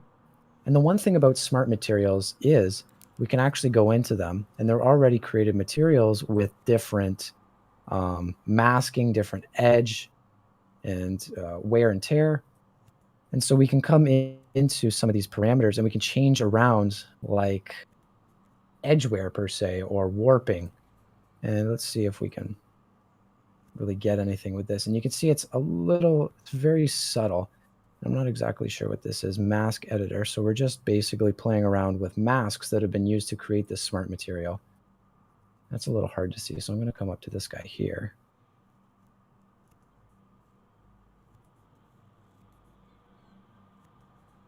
And so like we've got a sharpen intensity for this smart material where we can really, sharpen the metal factor of it just with the albedo, I reckon. And even possibly the normal actually. Oh yeah, up here. So it's sharpening the color, the roughness, and the metal channels of this material. And so you can play around with that. Smart materials are really handy to start creating kind of a very easy and roughed out realistic material or realistic object. And then you can go in and just play around with the fine detail, like maybe turning off, specific things like the dirt per se. We've got a dirt layer over here with a specific mask. And if I alt click, yeah, you can see what the mask is doing. And so this mask is masking off all the dirt, but because we've only got this masked off as our our hierarchy or our group, it's only really going to mask the dirt off on this larger piece. And you can see that if I come into here, our dirt layer is just affecting the color, the roughness, and the metal. And so if I change the roughness, you can see where we've got our dirt, it's going to have a much rougher area. We've also got a metallic slider. So if we wanted to make dirt metallic for some reason, we can slide that up. And we can also change the color. If I wanted to make it red, or really any color, make it like a pink. If I'm from, some alien planet or something. And so now all the dirt that we've got over top of our material is just going to be whatever that color is. So I'm going to go ahead and delete these smart materials. And say I wanted to do a stylized material. For stylized, that's a lot more solid color. And these smart materials are going to be not as easy to work with when making kind of a stylized and low noise or low frequency material. Because you can see if I put this leather piece in, it's going to be a little bit for me to make this a little bit more stylized. I would have to come in and play around with maybe the size, the color variation, no dirt, stuff like that. So what I like to do for our stylize is I'll come in and I'll come back down to the centerpiece here and I'll just add a fill. And I'm going to put this guy in our group. And so now we get the different channels with which this is going to affect our overall asset. And so we've got the color, and you can see here, right? If we change the color, it's very visible. The height, if we have any height information, and say I want to, let's say if I add just an empty layer and make this just affect the height. The height and the normal are going to be pretty much similar in that you can see I'm just painting downwards, and it's going to let me just kind of change almost some light direction. And then playing around with the height here, it's not really going to affect anything over top of it. But if we were to kind of blend together these layers with other layers, the height difference would make something pop out or recess, kind of like what I was painting in on the object here. And the nice thing about Painter is you can just click on that layer, hit delete, and it's completely gone. We've also got roughness, so I'm going to turn height off because we don't really need it. We've got roughness, and again, roughness, you can make it rougher or very glossy to the point where it's a mirror. Mm-hmm. We can also have grayscale images that affect that. So I'm going to take this black and white spots. And so now our roughness channel is being dictated by this texture map that we've plugged in. And you can see here that we've got these, black and white spots. We can change the procedurality of the texture. We can change the contrast of it. We can invert it to give, a different look, and then, peel it the other way. And then we can play with a whole bunch of different stuff. And this is going to allow us to really get any effect that we want. We have pretty much full control over our entire asset. Again, with roughness, though, for more, I guess, stylized stuff, I try and keep it pretty consistent across the entire mesh. So I like to have this a little bit, maybe around 0.3, something like that. And so now we can also play around with the metallic. And with metallic, it's pretty much an on or off kind of slider. It allows you to, play with values in between 0 and 1. But the way that our real world works is most applications of this, it's either going to be fully metal, which is white or 1, or fully dielectric, or a non-metal, which is 0 or black. And so I try not to, if you can help it, try not to kind of have it in between, because it's also going to do some interesting, as you can see here, when I move the light box, it's going to have really weird light artifacts. If you can see that oh, you maybe can. I'm looking at the view here. You can't quite see it as well as you can see it in my view, but it's giving you some light artifacts. So I'm going to bring this back down to a non-metal. Well, And I'm going to find just to inject a couple of thoughts about the whole Go for PBR it, yeah. theory. When you will have the 0.1 in the metallicness of your material, of your shader, Yes. that would be just to fake the missing parts in the whole real-time PBR workflow. It's being IOR. So if you are just dialing slight metalness into your material, it means that you want to fake that's high value of IOR. Let's say you have some kind of polished rubber on your tires of your F1 car, right? Of your Formula One car. It's dielectric, but it has a very high value of IOR, and you cannot really do the rough material that reflects everything in the PBR type of situation, unless you fake it slightly with having metallicness slightly in the lower values of the black, for example 0.0 or 0.2. That's just a quick PBR thing I wanted to point out for people. Well, there you go. It's a quick and dirty way to achieve it. Yeah. And there you go. And it certainly does have its uses, right? And again, in 3D, it might change with all of the real-time rendering, like we were talking about with the real-time ray tracing. But for now, a lot of game design is quick and dirty tricks. That is true. Anyway, if you're not super sure what to do with it, leave it either at 0 or 1, and you'll be good to go. Absolutely. All right, and so now with this guy, what I want to do is I'm just going to, like I was showing earlier with our, smart material, I just want to get a little bit of maybe grunge or something in there, right? Because we've got a little bit of a recessed area where a lot of, maybe, I don't know, we'll say like dirt or, grunge is collected dust. And so what I'm going to do is I'm going to add another fill layer.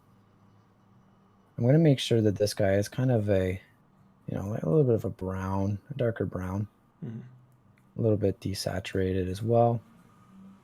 I'm going to leave the height, color, roughness, and I'm just going to take off metal and normal because I'm not going to use them. And so I'm going to come up to this guy here, making sure that our fill layer is selected, and I'm going to add a generator. And so actually I've done this in the wrong order, my bad. I'm going to add a black mask, sorry, and then on the mask I'm going to, I can even right click and just add a generator. And there we go. So now we're going to have a black mask, which is going to say don't show any of this dirt material or this fill layer. And so we've got a generator. And what generators are going to do is basically just create different information to allow us to mask through our material. And so we have a couple of pretty common ones here. And I've got one that's just dirt. And I'm going to click on dirt, and you can see immediately it's going to start showing the dirt through our mask. And if I just alt there, you can see what it's going to do is any white areas is where it's going to show dirt up more, and then the dark areas it's going to show dirt less, to the point where there's not going to be any dirt showing up in just a pure black area. So now what we can do is really cool, is that I can just click on our fill layer here, and we've got these color, height, and roughness. And so I can play around with the roughness, and you can see immediately it's going to show, relay onto our material. Because our dirt's going to be a little bit, rougher. Dirt's pretty rough. I'm going to have this at like maybe 0.95 so that it's not reflecting a whole, lot of glossy light or specularity. We can also play around with the height. And if I get in real close here, you can see what the height's going to do on this guy is if I bump it up, we're going to get some bumping in our dirt, so that it's going to look like there's actual dirt clumps. And if I take the height the other way, it looks like it's going to start to eat away. And again, you don't want to do this much because that looks really, Weird. really Yeah. harsh. This is too much. Yeah. And so really just something very, very subtle. And I might even do like Quick point question: oh. why height instead of normal? If we take a look at normal down here, what we would use, and again, I'm not too well versed in Painter, but with normal, you can't, it's more so changing light direction, what you would get with height, but it's more so if you have a specific normal in mind. Say, trying to find. Okay, maybe I'll try to paraphrase the question. The height information, will it be baked into the normal information for game engine? Yeah, so Okay. what it should happen is if I'm just hitting C, is it C? Yeah, so if you hit C, you get a bunch of different of the maps that are going to show up over top of your texture here. And so what we've got is the normal plus the height plus the mesh. And so we've got them all combined together. And so I've got a normal on there right now. But if I bring up the height, hopefully it's going to show. Yeah, there we go. So if I bring up the height, you can see that it's blending together with the normal map. And so we will be able to export the normal map with the height. We should be able to at least export the height, which is blended together and converted into a normal map with our normal map that we've baked from our high poly. And you can see here that this is baked from our high poly. And so we should be able to blend those two together. And if I go and hit M, we're going to get our material back. I'm just going to bring this back down. And as I was going to show with the normals, is that with the normal channel, it really more relies on having a texture set of normals. And if I bring this guy in, you can see that it's going to add that normal on top as well. Mm-hmm. Gotcha. So I would really want to mask off our material, or our layer, I guess. And then I just want to have control over the height of where that material is showing through. And so it's very much relying on the mask that we've created. And so we've got that guy. And so I'm going to move ahead, and I'm going to go into our inner ring here. And so with that, again, I'm going to add a fill layer, bring it in over top. I want to make sure I'm going to take off our normal, and I'm going to take off our metal as well. But this time I'm going to have a little bit of edge wear. and we're going to expose some metal. And so I'm going to make this more of a darker green. And so with this, again, we can play around with the height, but it's not going to really do much because we don't have any other layer to basically compare to. So I'm just going to leave that at 0. And we can play around with the roughness as well. So I'm going to make it a little bit more of like a matte paint almost, if we look at it, or like a plastic. And so now what I want to do is I'm going to add another fill layer, and I'm going to use this one as kind of our metal. We're going to be our edge wear. And so I want to leave metallic on. I'm going to turn normal off, and I'm going to come up to roughness, and I'm going to bring that down, and then bring our metallic up so it's nice and shiny. And I'm going to come into where we have smart masks. And so like I was doing for the this guy down here where we used a generator, we're going to use kind of the same thing, except it's called a smart mask. So I'm going to click on our metal layer there, and we get a whole bunch of, just like smart materials, we get smart masks, which allow us to play around with a bunch of different parameters, and we can basically make any mask we really want. So I want this to be more along the edges of our material.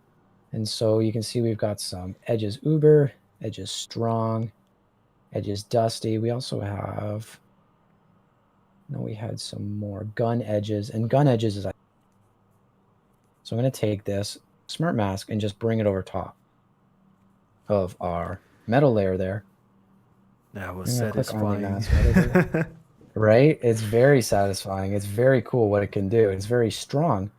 And now that we've got this, we can play around with our mask editor, and we've got a ton of different sliders, different materials and stuff, and you can see what it's drawing from. So it's using our world space normals, position, curvature, ambient occlusion. So all of those maps we baked at the start from our high poly, it's using those to basically have influence over all of these parameters. So if I come back up the top, again, global blur is going to just blur things off, but I don't really want that because it's, it's edge damage. I want it to be pretty sharp. Global balance, decreasing it or increasing the amount to the point where it's just pretty much all metal. You can play around with the contrast to make it, a little bit more chipping away, or if it's just, straight there. Now it's a little bit too pixelated, so you want to make sure you watch your contrast there. We've also got some textures that are influencing this. So you can see once we do that, this is just going to be basically now relying on curvature map. So I'm going to crease this up so it's a little bit more, little more uniform, but still pretty noisy. Again, playing around with texture too is those, little middle scratches, which I want to have. I just assume these kind of masks, they're coming. You can do the same thing with your generated substance designer maps. Yes. So with these smart masks, they're created within Substance Painter here, and we can actually, you can see that it's just a mask editor. We can actually come into Mask Builder was the older version of this, but now Mask Editor, we can create our own masks, which have all these parameters and all this. So if you have, a specific, generator that you're like, you know what, I'm doing a lot of this, a lot of X or whatever, XYZ. I'm going to make my own mask generator, which I can just drop in on all of those materials. So that just speed up the process instead of creating it every time. So you can actually save your own. And then with the smart materials, all of these were made in Substance Designer. So these are all the base ones that are just default with Substance Painter.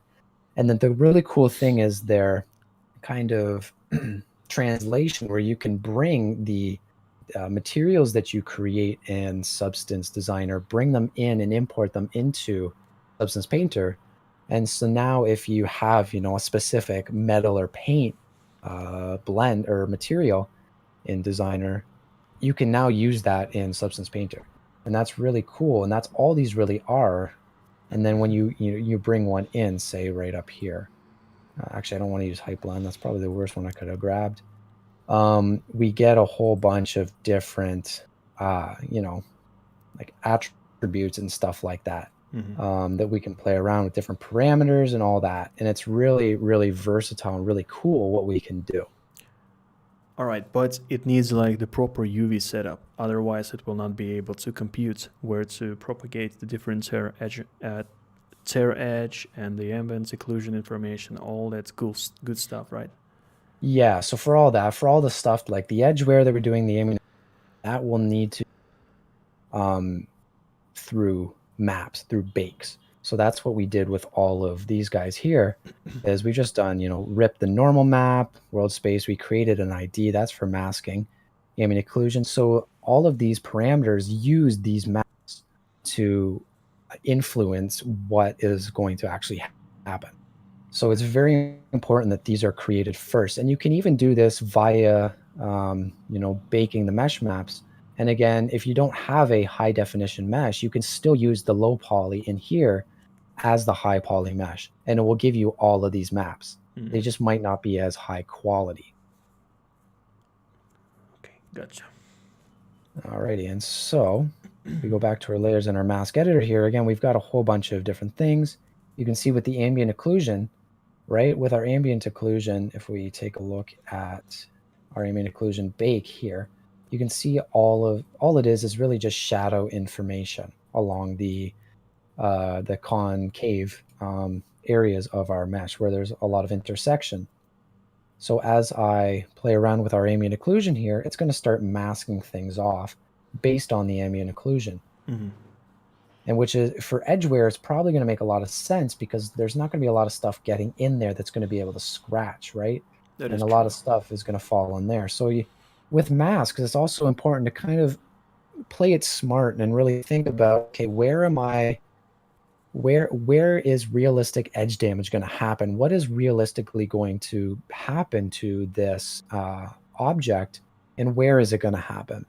Because it's pretty easy to start throwing uh, like random damage everywhere, and all of a sudden, like, oh hey, look at now my material is so scratched up, like I don't have any paint left. What's the point of the paint layer? So it's very important to kind of be play it smart, be a little bit smart about it, and still have fun with it. At the end of the day, artistic license is first and foremost, but be able to objectively look at it and go, you know what, yeah, it doesn't make sense.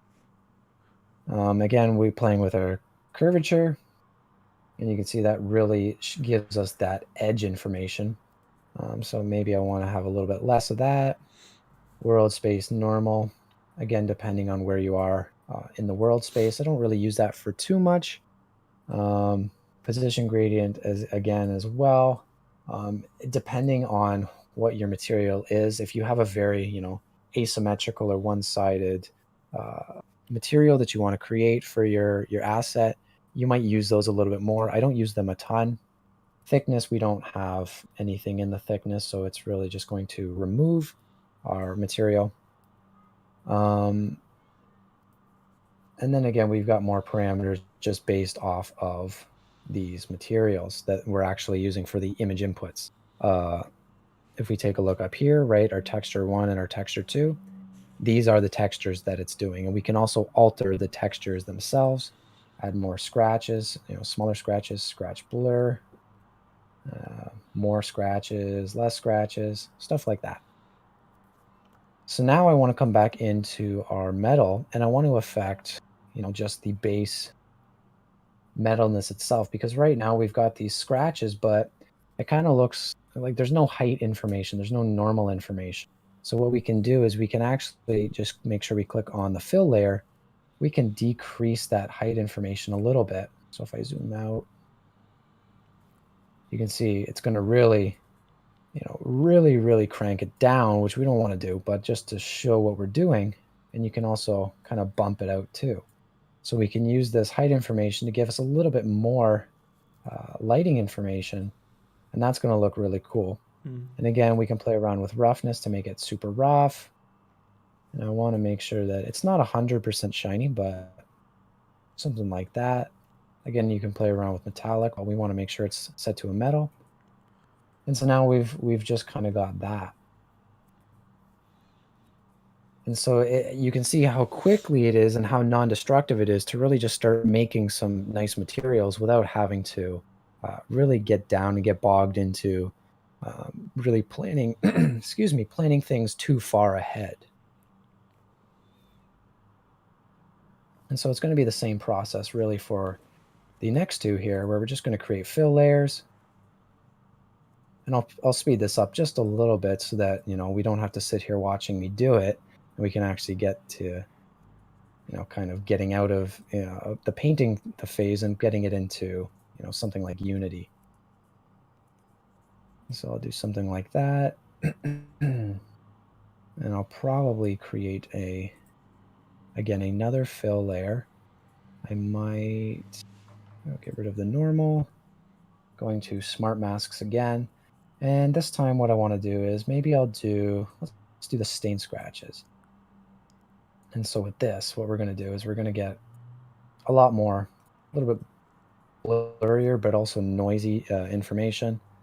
Can play around with the different textures again to make it blow out a little bit more, a little bit sharper, tighten up the edges there.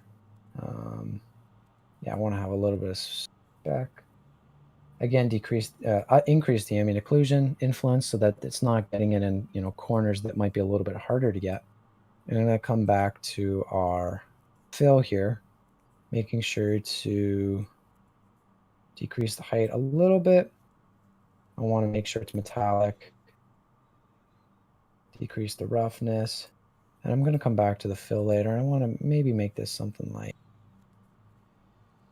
yeah, make it a little bit of a turquoise or something like that.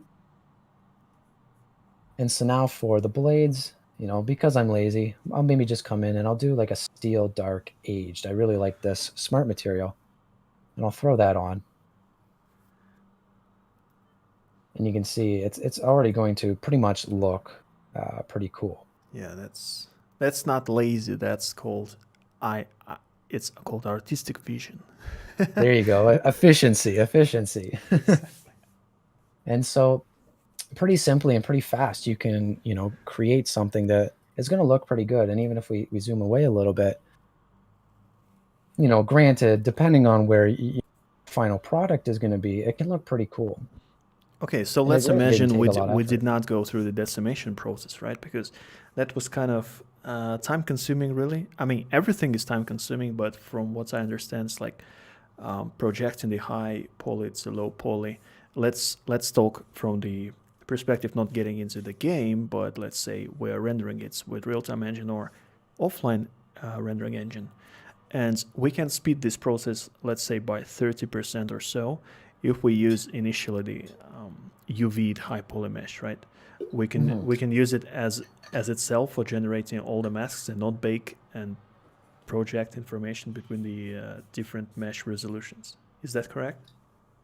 Yeah, so if we were to bring in our high poly that we baked from just as our kind of, I guess, low poly or the actual geometry we're working on, again, it would be the same thing where we'd bake mesh, but we would just click this guy here and set that as our low poly. Really, it's our high poly, but setting our high poly as our high poly, because the way the painter works is it needs these maps to really do any of the texturing.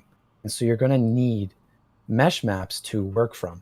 Mm-hmm. So if we wanted to, avoid retopologizing anything, what we could do is bring in that high poly, use that as the high poly, and then bake all of those maps.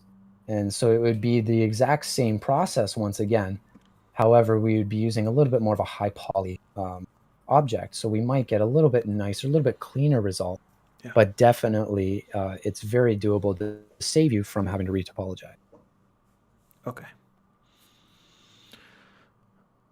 Alrighty, and so with this guy, now that I've got him all done, I want to just take a look at the 3D and the 2D. And you can see here, you are actually able to paint on in the 2D. If I just create a new layer over top here, and I go in, and I'll change this to maybe like, I don't know, change it to a red because red's very visual. And you can see that I can also draw on my 3D object, and I can draw on my 2D object. And so this can be very handy if you want to do something like, let me see here. If you wanted to do something like, where are we? Alphas. It's been a little bit since I've been in Painter, and they've changed everything on me. Yeah. Something like this, where maybe I want to do, like you were mentioning earlier, right, with these little bolts Yeah. or little rivets along the side there. Whereas maybe I wanted to do something like these screws, and like painting on here is yeah, I gotta paint and then I gotta like turn around. Whereas if I wanted to, I could just kind of click and drag. And again, there's different tools to allow you to get more precise uh, measurements. But all I'm doing is just clicking and dragging. And very easily, I've now got, these stamps all across. Hmm. And you can also, you use this for alphas and stuff. If I wanted to come down to my brushes, get rid of that there, come to basic hard. And now I want to have, um, if I can find it here, go to my alphas Well, you're and trying to find the thing. I'm just gonna say it's like an advertisement. I think by this point at this time, we're giving away more information than usually like Naman Workshop gives away. They said the well, whole pipeline for yeah, free. honestly, hey, I'm down. I love it. I love helping out, and I love to, if people even have a better way, I would see it. And so if we come back here, all we can see is that what I've done is I've taken this alpha and I can bring this into kind of the base color here. Mhm. And so what you can do for what I would use 2D a lot for is just stamping down, right? Yeah. Doing stamps. And if like I wanted, say, uh, you know, we can even add this to the height. We can even, add this really on anything we wanted to. So now if I stamp this down, you can see that Oh. it's affecting the roughness. It's affecting the height. So the blacker areas are kind of recessed into the geometry. The whiter areas are going to be more metallic. The blacker areas are going to be dielectric, I guess. Um, roughness as well. Whiter areas are less glossy. Darker areas, as you can see, are very glossy. And it's just stuff like that you can do that's so handy. And it's so simple, right? Like if I, maybe I want to Then get again, to rid of get all to the these. simple stuff, you have to go through all the baking, importing. I mean, Oh, absolutely. And if I don't want that to control anything, maybe I want to have, I can set the color of this guy. All I did was just click on this. I can come into set the color. and you can of course import your own stencils, right? Oh, absolutely. These numbers up here I did all of these. Um, I've done a couple other stencils in here. I did this one, which is kind of funny, for a game that we've been working on. Hmm. We made a glue stick, and I just needed some random text, so I just wrote, "This is a bunch of words you're not supposed to look at," just as a little bit of a funny, little nod of like, "Oh, you see these words you weren't really supposed to look at." But like we can get caution, and so if I bump up we'll leave metallic, leave all that, and so now say I want to down here, and I want to have caution down in here. So like what I'll do is I'll come in here, just kind of rotate the image a little bit. Um, just going to stamp that guy down. And you can see it's just going to stamp it in our 3D view, and vice versa. If I stamp it here, it's going to stamp it along the 2D. Hmm. And what can it get even cooler is if, again, you use a fill layer. So if I go into a fill layer, I go and create a black mask, right? So I have nothing showing up from this. Mm-hmm. And then I go into paintbrush mode, making sure I'm in my mask. I click on the caution, and I want to make sure that I set this to white. Now what I can do is I'll click on that, but now I'm not locked into whatever I stamped down. So I can change this to any color I want. I can change the height of this. I can change the roughness of it. I can even change the metallic value of it. So if I wanted to have more of a metal. And so by adding fill layers, you can really make this as versatile as you want because you're not locked into any method. You can do whatever the heck you want without really, honestly, just pretty much reckless abandon. Smart reckless abandon. You have to know what you're doing, but it gets to the point where I don't really think about what I'm doing. I just know what I want to do. Right. You have a vision in your head, and like without too much planning, you just do as your heart tells you. Sort of like. And so what we can do with this guy now is I'm going to come up to our file here and I'm going to export textures. And so we're going to get this pop up here. And you can see that this is going to my Substance Painter export. So I want to click on that and immediately want to change that. And I'm going to come down to where I've got this guy saved. And I'm just going to hit a new folder and I'm going to write textures. And so I'm going to set this folder as our output. And so our config. What our configuration is, if we click on this little panel here, you can see that we get a bunch of different random presets. And if we go down to, say Unity 5, what it's going to export is our albedo transparency. So it's going to export our color with our transparency image in the alpha of our color. It's going to, export our specularity in an RGB map with our smoothness, or smoothness is also known as glossiness and roughness, in the alpha of that map. It's going to export our normal in an RGB, and it's going to export an emission in RGB. So if we had an emission map for this, or emission channel for this material, it would export in a colored emission. If not, it's going to just be a black texture. For me, I really wanted to export a lot more than this, and I know that Unreal 4 as well, they do the same thing, where they have base color, they have an alpha channel, they have the occlusion, roughness, metallic, so they're all packed into different channels. They've got the normal packed into an RGB and the emissive again in an RGB. For me, I really want to, when I'm exporting, get the ambient occlusion, I want to get the albedo, I want to get the roughness, the glossiness, the normals. I want to get a whole bunch of stuff. And so you can actually set up your custom preset. And you can see down here, I got really mad. So I named this, why is it so goddamn hard to export all the maps required in one exporter? Because I want to have each of these maps individually, where I want the ambient occlusion, the normals, roughness, height, and and so on and so forth.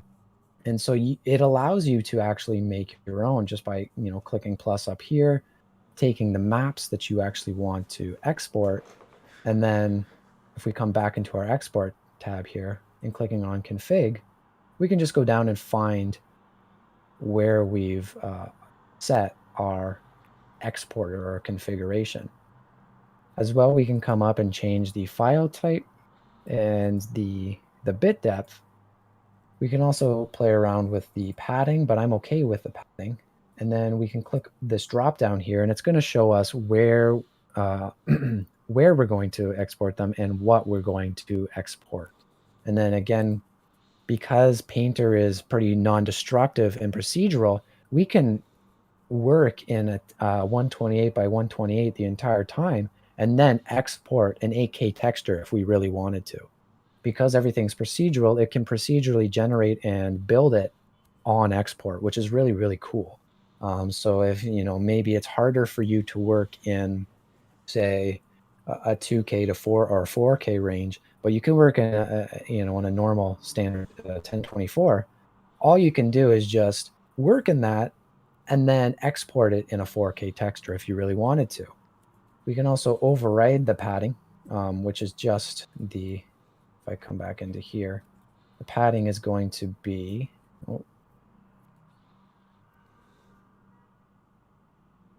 basically the padding over top, or the pixel stretch outwards of our material once it actually exports the textures. And I'll go in and I'll show all the padding as well, because padding is very important so that you don't see seams on your actual mesh. So if I come back and export textures, I want to make sure that I find the place where we've allotted this. There are textures, making sure we use that guy. And so once you've got that all set, you can see that we have one texture set selected for export. And that's important because we've got our one asset and we only have the one texture set. We want to make sure that we're not getting a whole bunch of different texture sets. And that just, again, comes back to when I was saying with the different materials, we would have 4 different texture sets and they'd all be on different textures. We'd have to go into Photoshop and manipulate them, and it just gets messy. So one texture set selected for this project is good. So I'm going to hit export. It's going to bring them all out. So I'm going to open the folder here.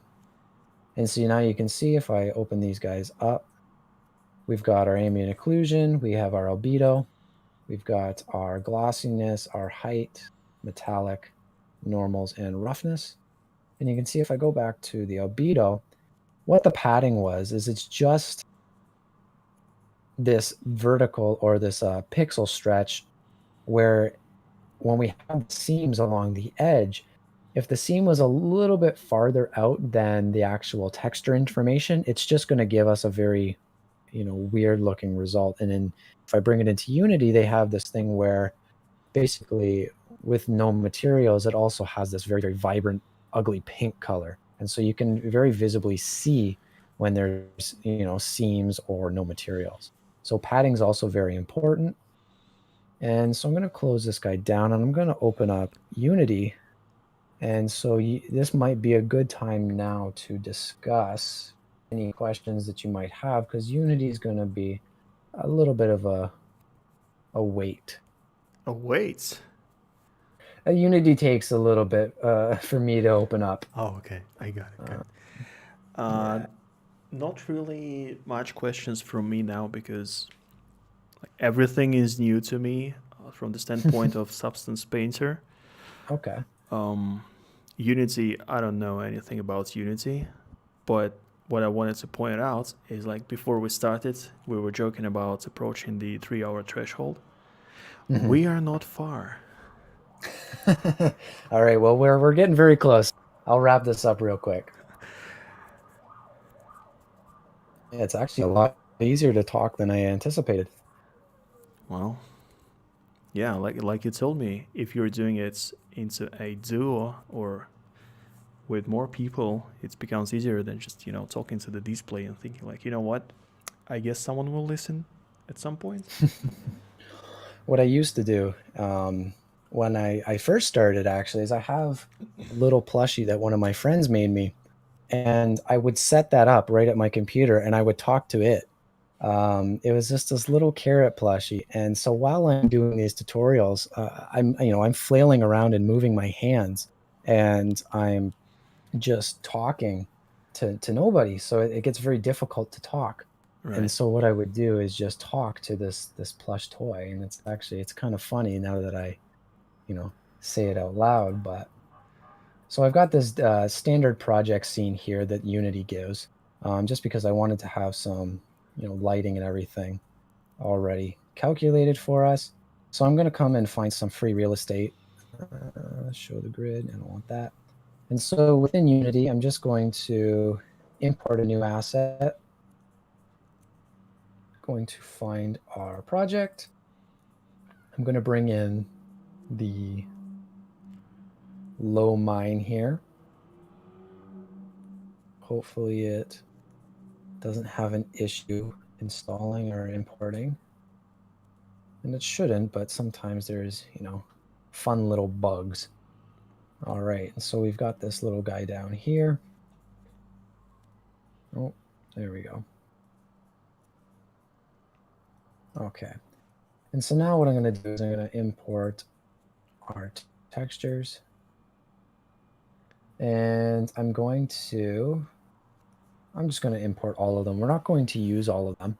And with Unity too, with their standard shader, they actually require that you plug your glossiness map into the alpha of the metallic. So we're not going to really get a ton of glossy information, but that's okay. All right, and so we've got this guy here.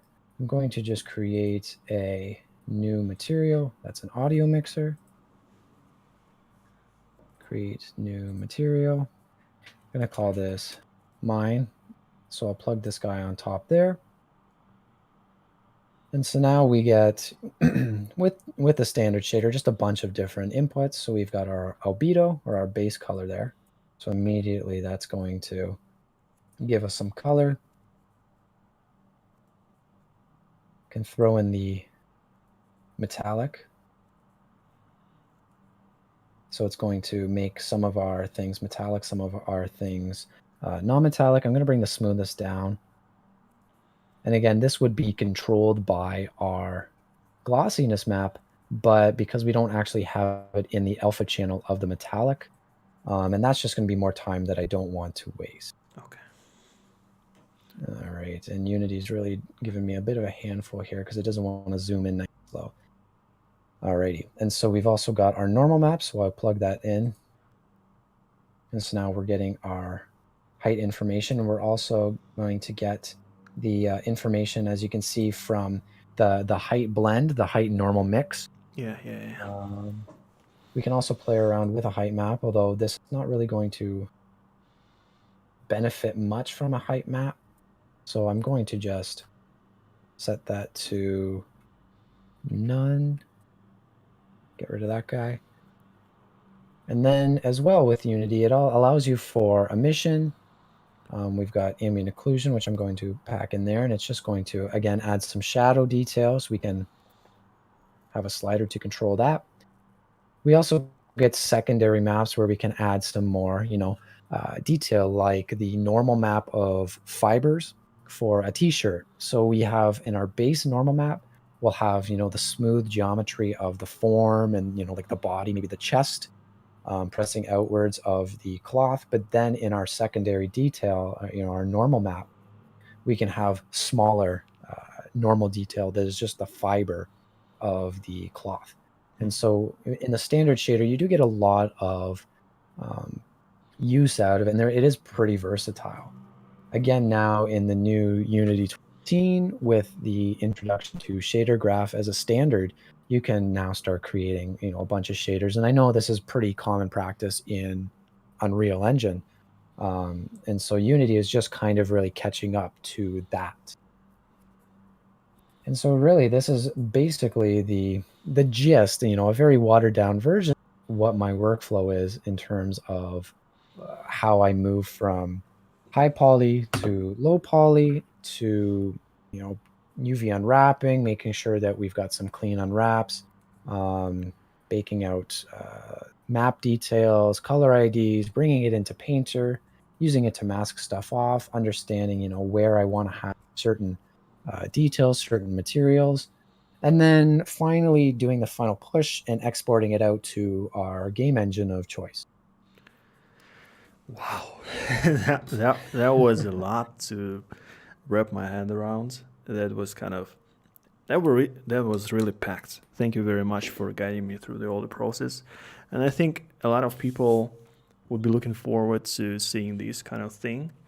I believe you have a slightly altered version of part of this process in your videos about how to create stylized mine thing as well.